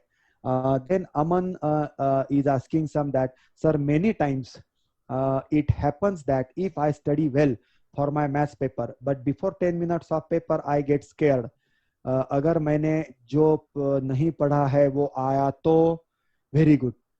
तो मुझे ऐसे लगता है डियर अमन, पहले ये भूल जाओ कि जो पढ़ा वही आना चाहिए, ये चीज को भूल जाओ। ये अपने मन की तैयारी रखो कि कुछ भी आना चाहिए, मैं तैयार हूं। ओके, कुछ भी आने दो, मैं तैयार हूं, ये मन में रखो, तेरा डर चला जाएगा। डर गया सब कुछ गया, वो आती है ना एडवर्टाइज, डर के आगे है, बस।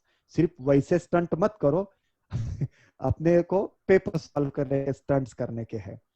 सो what efforts to be taken for time management for maths paper? It's a practice work. मैं पहले ही बोला कि वो प्रैक्टिस वर्क है। टाइम मैनेजमेंट करने के लिए हम एक्सपेरिमेंट करके जाओ। अगर बच्चों को पहले देख के देखो कि 10 क्वेश्चन कितने मिनट में हो रहे, टाइम कितना लग रहा है, लॉन्ग आंसर्स लिखने के लिए कितना टाइम जा रहा है, फिर अगर टाइम जा रहा है तो उसके पीछे के रीजन क्या है, फिजिकल रीजन है क्या मेंटल रीजन है। फिजिकल मतलब पेन नहीं चल रहा है इसलिए स्लो हो गए, या तो फिर पैड लाना भूल गए इसलिए इरिटेट हो गए, या तो पैड में बीच में उसके छोटे भाई बहन ने कुछ बीच में खड्डे करके रखे इसलिए वो पेपर में लिखते वक्त प्रॉब्लम आ रहा है क्या। ये भी छोटी छोटी चीजें ध्यान में लो कि उनके स्पीड अप पे क्या असर हो रहा है, और फिर एनालिसिस करके हम बच्चों को बता सकते हैं कि देख ये मेरा ऑब्जर्वेशन है। और मेंटली मतलब उसको याद करने में टाइम लग रहा है क्या, कोरिलेट करने में टाइम लग रहा है क्या। तो ये दो चीजें, एक फिजिकल है और एक मेंटल है। ये चीजों को हमें कोऑर्डिनेट करके बच्चों का हम टाइम मैनेजमेंट बता सकते हैं। I would like to tell that time management should be personalized. मैंने जो टाइम टेबल बोला वही सब फॉलो करेंगे, गलत। जैसे कि से फॉर एन एग्जांपल एक आदमी अगर रोज 10 किलोमीटर दौड़ता है तो उसका देख के मैं 10 किलोमीटर दौड़ लगाऊंगा तो वो गलत है। इसलिए शायद मुझे ऐसे लगता है कि धीरे धीरे हम पर्सनलाइज्ड उनको मतलब उसमें बच्चों का रोल, अभी बच्चे उतने बड़े हैं कि वो समझ सकेंगे, सो उतना रोल उनका है तो टाइम मैनेजमेंट हो जाएगा। अभी तो सिर्फ मंथ ऑफ मे है अपने हाथ में, मान लो कि 8 8 8 1 महीने है। हम टाइम मैनेजमेंट अच्छी तरीके से बच्चों से इंडिविजुअली उनको बताने का कि तुझे क्या दिक्कतें आई तू लिख। तुझे टाइम मैनेजमेंट में मैं एनालिसिस करने से बच्चों ने लिखना है, मैम मेरा पेन नहीं चल रहा था, मैम मेरे पेन की इंक खत्म हो गई थी मुझे रिफिल चेंज करनी पड़ी, मैम मुझे पीछे से ये टॉर्चर कर रहा था। होता है, हम भी प्लीज बुरा ना मानो, हम भी जब स्कूल में थे तो match the pair, fill in the blanks, इसके लिए एक दूसरे को हेल्प करी है। अपने को किसी ने पूछा है, हमने किसी को पूछने की कोशिश करी है, ये भी बच्चे करने की कोशिश करते। हम अपनी सुपरवाइजर की नजर हटा के करने की कोशिश करते, उसमें भी उनका टाइम जा सकता है। तो ये सारी चीजें उनको बोलना आप फ्रैंकली लिखो। वो डरते इसलिए कि हम उनको डांटने वाले, ए तुझे कम मार्क्स क्यों मिले, ए तू गड़बड़ क्यों कर रहा है। मैंने एक उसूल मेरा मतलब don't follow my principle only, मेरा एक उसूल है, अगर बच्चे पढ़ाई में कमजोर है, मैं आज तक डांटा नहीं। इनडिसिप्लिन है, बेशिस्त, तो उनको 4 बार समझाता हूं, 5वीं बार डांटता हूं, 6वीं बार वापस समझाता हूं। और एक टाइम ऐसा आता है कि बच्चे को समझ में आता है कि अरे हाँ ये इनडिसिप्लिन है इसलिए आदमी बोल रहा है। और पढ़ने के टाइम पे अगर नहीं आ रहा है तो मैं उतनी शांति से उसको समझाता हूं, लेकिन उसमें जो टॉन्ट होगा या तो उसको जो एक उसमें अगर वो लिया कि नहीं यार ये आदमी आदमी ने मुझे क्यों समझाया है मेरे भलाई के लिए, तो वो बच्चे का प्रोग्रेस है। वो बोलेगा क्या यार ये आदमी ने मुझे समझाया, मैं तो आंसर पूछने के लिए गया था उसने आंसर दिया ही नहीं। मैं क्योंकि डायरेक्ट आंसर नहीं देता, बच्चों को आंसर मिलाने के लिए प्रोवोक करता हूं। So that is what actually the studies. Okay, so Rashi is again asking something. Sir, many time I got nervous while solving word problems, and because of that, I solved it by the wrong method. This incident happened with me last time. What will be the best way to prepare for questions like word problems? Dear Rashi, मैं एक immediate तुझे suggestion देता हूँ कि अभी तू इधर लिखते समय टाइम का स्पेलिंग TIME लिखना चाहिए था, TYM लिखा। ये SMS लैंग्वेज अपने को एकदम डायरेक्ट खत्म कर देती है, समझ ले शांति से। हाँ, कोई बोलेगा कि सर ये चल जाता है तो फिर एक काम करो, कंप्यूटर प्रोग्रामिंग करो और उस प्रोग्रामिंग में इधर उधर एक आधा कॉमा प्लस एक आधा कॉमा ऐड हो गया क्या रह गया, प्रोग्राम रन होगा क्या देख लो। उतनी प्रिसीजन आने के लिए मुझे लगता है ये जरूरी है, नंबर 1। नंबर 2, हम नर्वस इसलिए होते हैं कि हमारे ऊपर एक बर्डन है, मार्क्स मिलाओ। मैं आपके पेरेंट्स को बताता हूं कि मार्क्स मिलाओ, वेरी गुड। मैं आपको यह बताता हूं कि नॉलेज मिलाओ।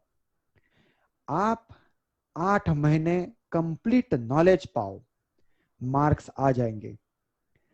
आप अगर सिर्फ मार्क्स पाएंगे तो नॉलेज आएगा, आ गया कि नहीं मालूम नहीं।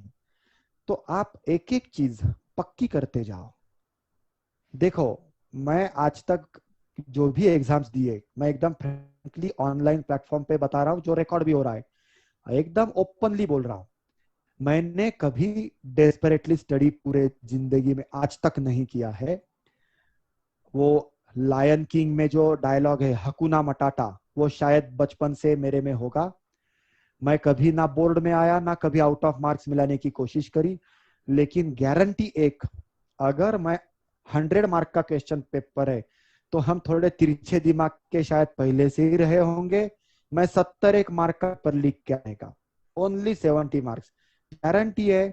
70 में से मुझे 68 69 मिलेंगे, उसके नीचे नहीं। हमारे टीचर बोलने के कि अरे तू ये क्यों करता है, ऐसे आधा पेपर लिखा इतने मिले, तो क्या होने का मुझे मालूम नहीं मेरे दिमाग में। लेकिन वही मैं अभी मेरे साथ के जो मेरे स्टूडेंट्स है, मैं उनको जूनियर स्टूडेंट्स कहता हूँ क्योंकि मैं उनका सीनियर स्टूडेंट हूँ। तो मैं मेरे सारे जूनियर्स को बोलता हूँ कि तुम 100% तैयारी करो, देखो क्या होता है। ना डर लगेगा, ना कुछ टेंशन लगेगा, और जितना लिखा, मैं गारंटी जितना लिखा उतना आया। मैंने लिखा वो सही है क्या गलत है, उसके लिए 50-50 रखने का नहीं। क्यों? सिंपल है, मीनिंग लो, आगे चलो। मीनिंग नहीं तो आगे मत जाओ। मुझे जब तक मीनिंग नहीं आ रहा है, मैं आगे जाने वाला नहीं। ये हम अपने आप को हमेशा करते हैं। Now Vedika, you had raise the hand, I have unmuted you, please talk. Vedika, I think my voice So, you can good listen. afternoon. Yes, go ahead. Means I face the problem Loudly, of please. solving word problems. Mm-hmm. I Okay, have you a also. problem Now I think you solving would word have problems. listened me. शायद सबने, हाँ, yes, go ahead.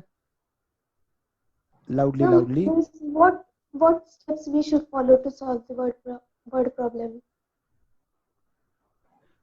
Okay. मैं एक simple question तुम्हें पूछता हूँ Vedika, because of you are girl student, मैं एक सिंपल बोलता हूँ। मुझे रोटी बनानी है। तुम बोलेंगी या आदमी कुछ अलग पूछा, एक बोलता अलग है।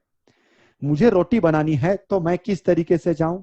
तो मैं सबसे पहले तवा गरम करने के लिए रख दिया, फिर पानी लिया, और फिर उसमें पीठ डालने को शुरुआत करी, फ्लोर डालने की शुरुआत करी। चलेगा क्या? Vedika, you are unmuted, you can say yes और no. Vedika, Sir, will you repeat?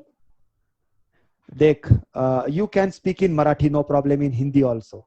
मुझे रोटी बनानी है, मैंने पहले तवा गरम करने के लिए रख दिया, और फिर उसके बाद में एक बर्तन में पानी लिया, फिर उसके बाद में फ्लोर अंदर डाला, और मैं तब तक फ्लोर डाल के पोड़पाट के ऊपर मेरा लाटना घुमा रहा हूँ, बेलन मेरा घुमा रहा हूं मैं।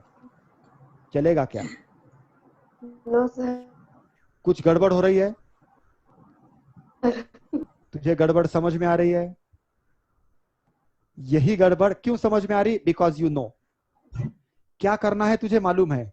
बस एक चीज करो, वर्ड प्रॉब्लम को पहले समझ लो, क्या पूछा है।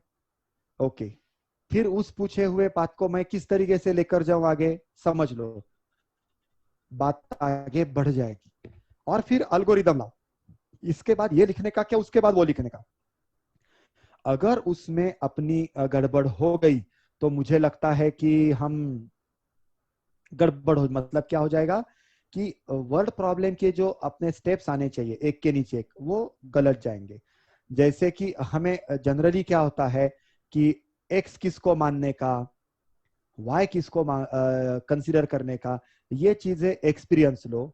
उसके लिए मुझे लगता है कि प्रॉब्लम सॉल्व करो, 1 महीने का टाइम दो खुद को, 100-200 प्रॉब्लम का सेट तैयार करो, और 1 महीने में वो सेट सॉल्व करो, और वो सॉल्व करी हुई चीज बाजू में रख दो।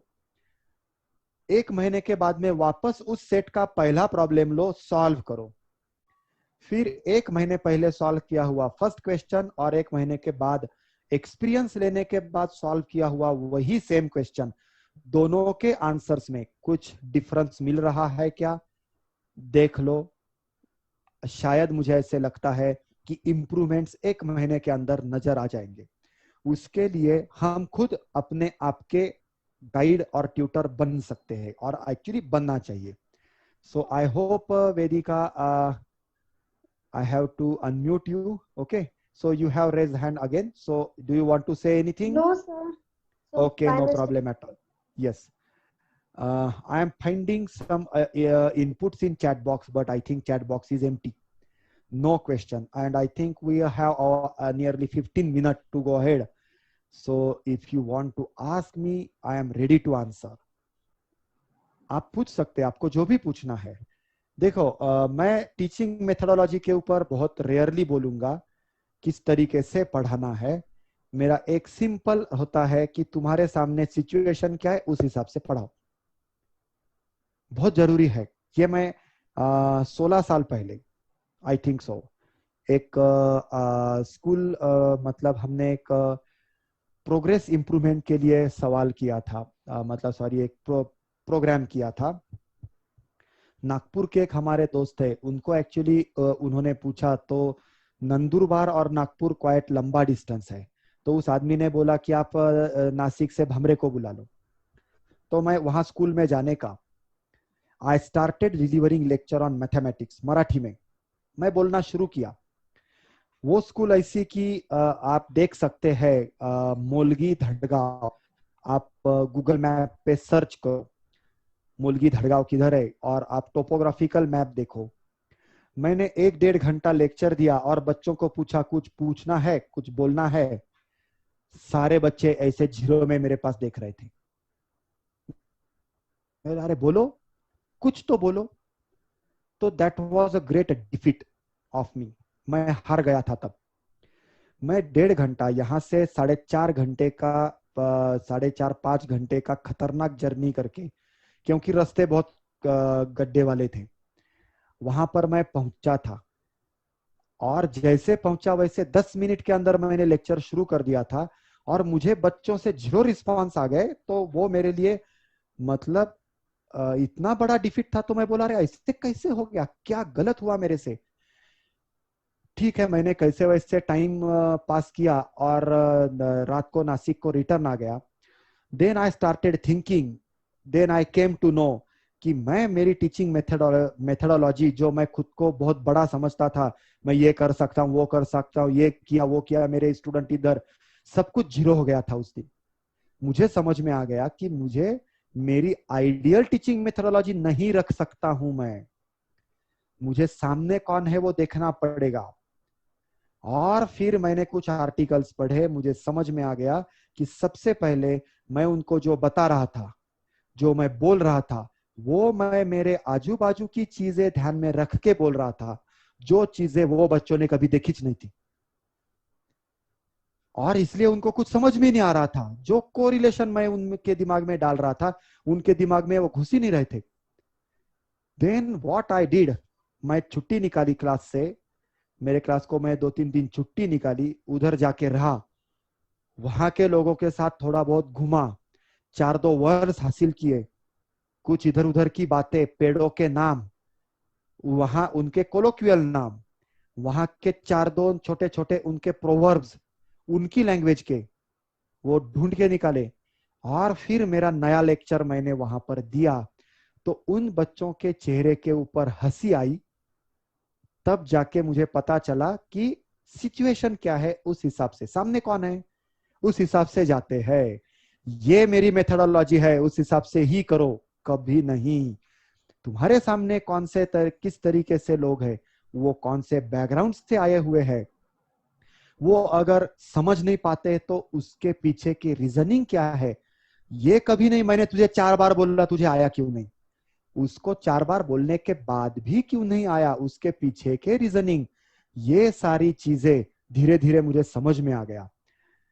Okay, so Sai is asking that I always get confused to draw a graph of equation. ठीक है, वो इक्वेशन का ग्राफ निकालने के लिए मुझे लगता है कि अगर तू टेक्स्ट बुक पढ़ेगी, अभी का जो टेक्स्ट बुक है 10 स्टैंडर्ड का, अच्छी तरीके से उन्होंने दिया है. और मैं आपको बच्चों को बता सकता हूं कि अगर आपके पास एंड्रॉइड फोन वगैरह है तो आप जियोजेब्रा यूज करो और आप आपका पहला ग्राफ निकालो और फिर जियोजेब्रा आप यूज करो. So I think yes, yes, Vijay Lakshmi ma'am, somebody had raised the hand. I on the mic. You can talk. Yes. हाँ सर, मुझे ये पूछना है, अभी आप उसी टॉपिक पे आ गए हो, टेक्स्ट बुक रीडिंग. मुझे याद है जब आपका लेक्चर हमने कंडक्ट किया था कुछ साल पहले, तो वो फर्स्ट टाइम मैंने सुना था कि मैथ्स में भी टेक्स्ट बुक रीडिंग कितना इम्पोर्टेंट है, और टीचर्स को भी पता नहीं था. मतलब सिर्फ क्वेश्चन पढ़ना और प्रॉब्लम पढ़ना और सॉल्व करना, यहाँ तक ही सीमित था. तो उसका इम्पोर्टेंस क्या है, ये अगर बच्चों को आप बताते हो कि टेक्स्ट बुक रीडिंग कितना इम्पोर्टेंट है मैथ्स आने के लिए. Yes. उस पे focus. Text reading really important इसलिए रहता है. देखो, वो टेक्स्ट का मतलब क्या है कि वो कुछ पर्टिकुलर सिलेबस को फॉलो करके है. टेक्स्ट का मीनिंग क्या है कि वो पर्टिकुलर सिलेबस को फॉलो करके है जो हमारे एग्जाम के लिए है. रेफरेंस बुक का क्या मीनिंग हो गया कि वो सब्जेक्ट के रेफरेंस के लिए है. ये मैं जस्ट ऊपर ऊपर बता रहा हूं. अब हमें क्या है कि टेक्स्ट बुक पढ़ना है. क्यों पढ़ना है?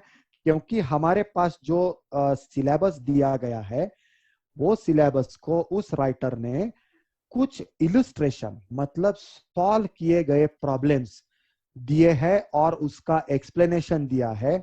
और अभी के बुक्स इंटरेक्टिव भी बनाए हैं कि उसमें आईसीटी मतलब जो इंटरनेट के ऊपर टूल्स है वो टूल्स भी उन्होंने वहां पर दिए हैं. जैसे मैंने अभी जियोजेब्रा लिखा तो वो आप वहां पर पढ़ो.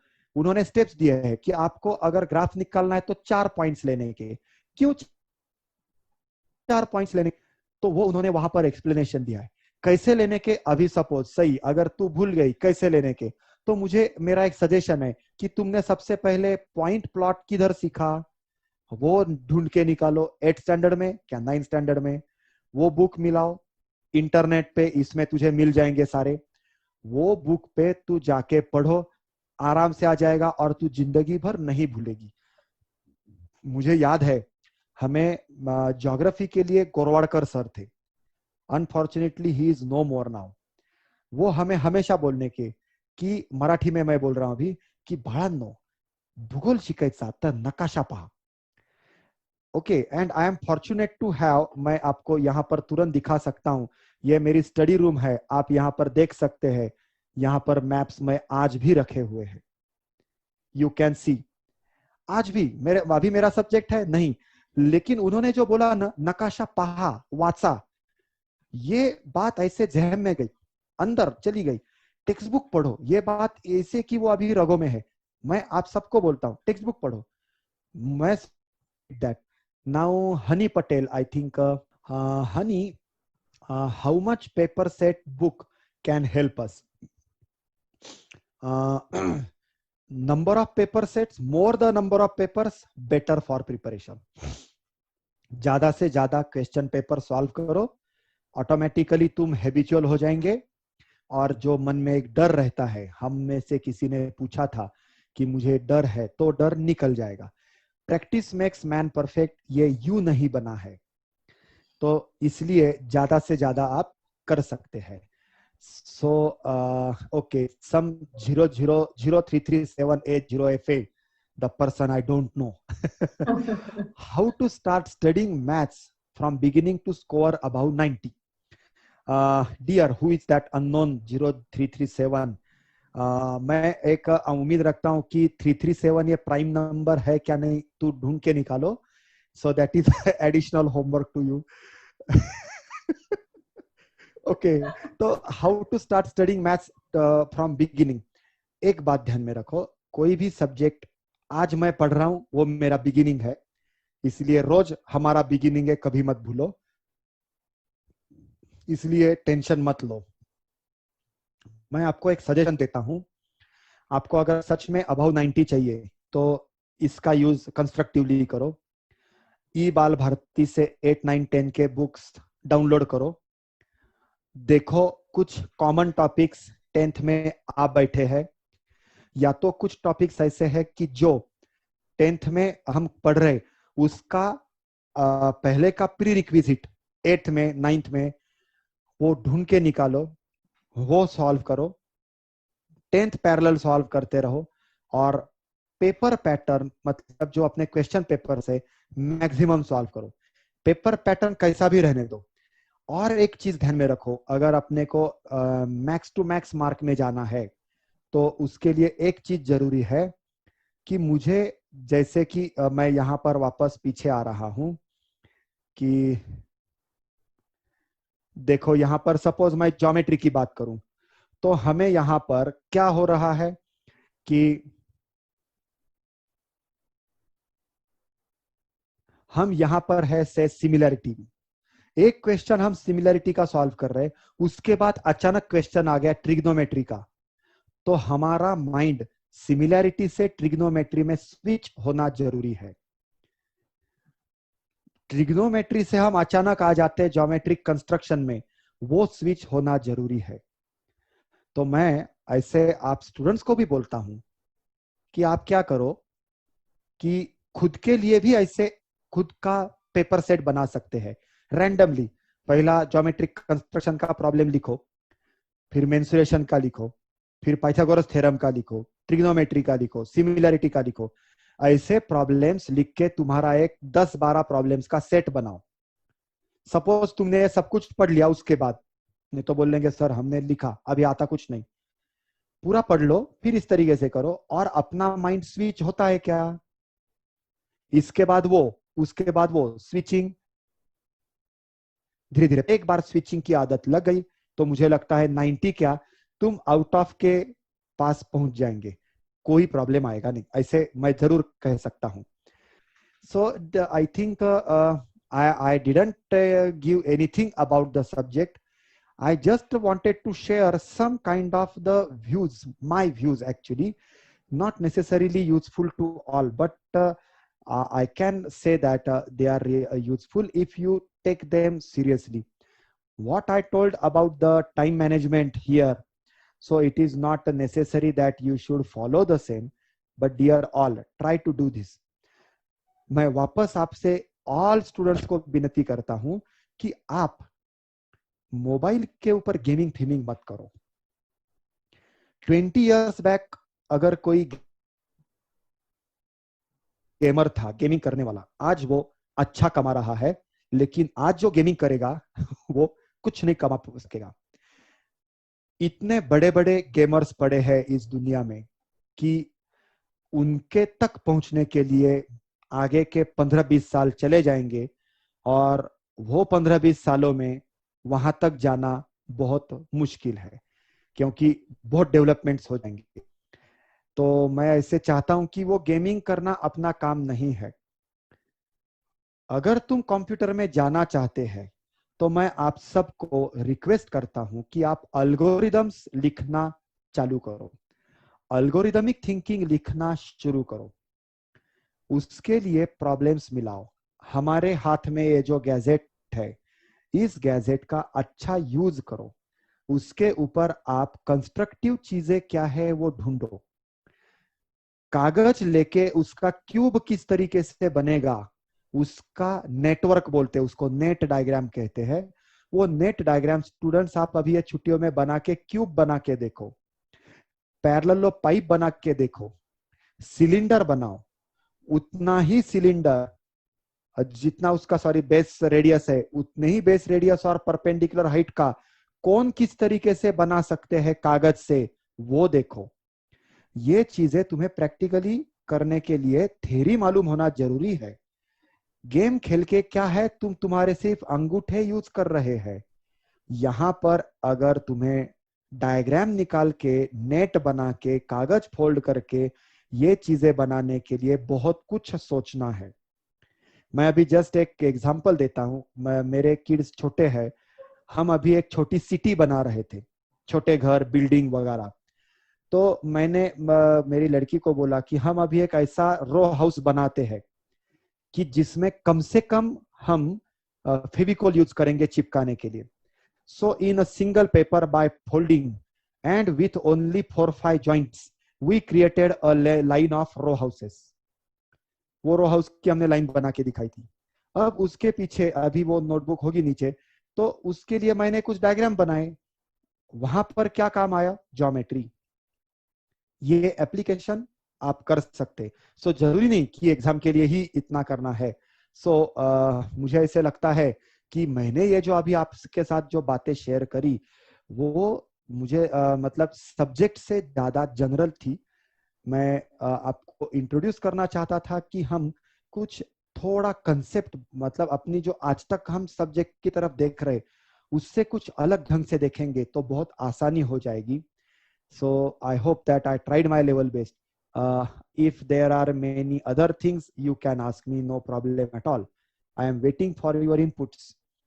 And you also can immediately send the message, or yeah, I can. Yes, I think Vedika, she wants to say something. Vedika, you wanted to say something? No, sir. Okay. So अगर आपको कुछ नहीं कहना है तो मुझे लगता है कि हम अभी यहाँ पर वाइंड अप करेंगे। So I would like to ask Vijay Lakshmi ma'am that where I have to conclude because I have Yes, next sir. Yes, sir. session Sure. at 3:30. बहुत So I टाइम really दिया like to आपने और no बहुत not valuable lecture था। इतने सारे concepts ऐसे थे कि मतलब जो जनरल पर्सन उसके बारे में सोचता ही नहीं है, और अगर सोचा तो बच्चे कितना अच्छा करेंगे। Yes, I tried my level best, so I hope you might have liked this. I would like to ask you all to give your reviews. आप बैड रिव्यू दो या अच्छा रिव्यू दो, कुछ भी दो लेकिन दो, उससे मुझे सीखने को मिलेगा and I can improve myself more and more. So thank you all, and thank you that you all are here and we have a nice platform because of you all. So I am saying thank you, and really I enjoyed this. So I Thank you should so say much, bye bye sir. to all. Yes. Yeah.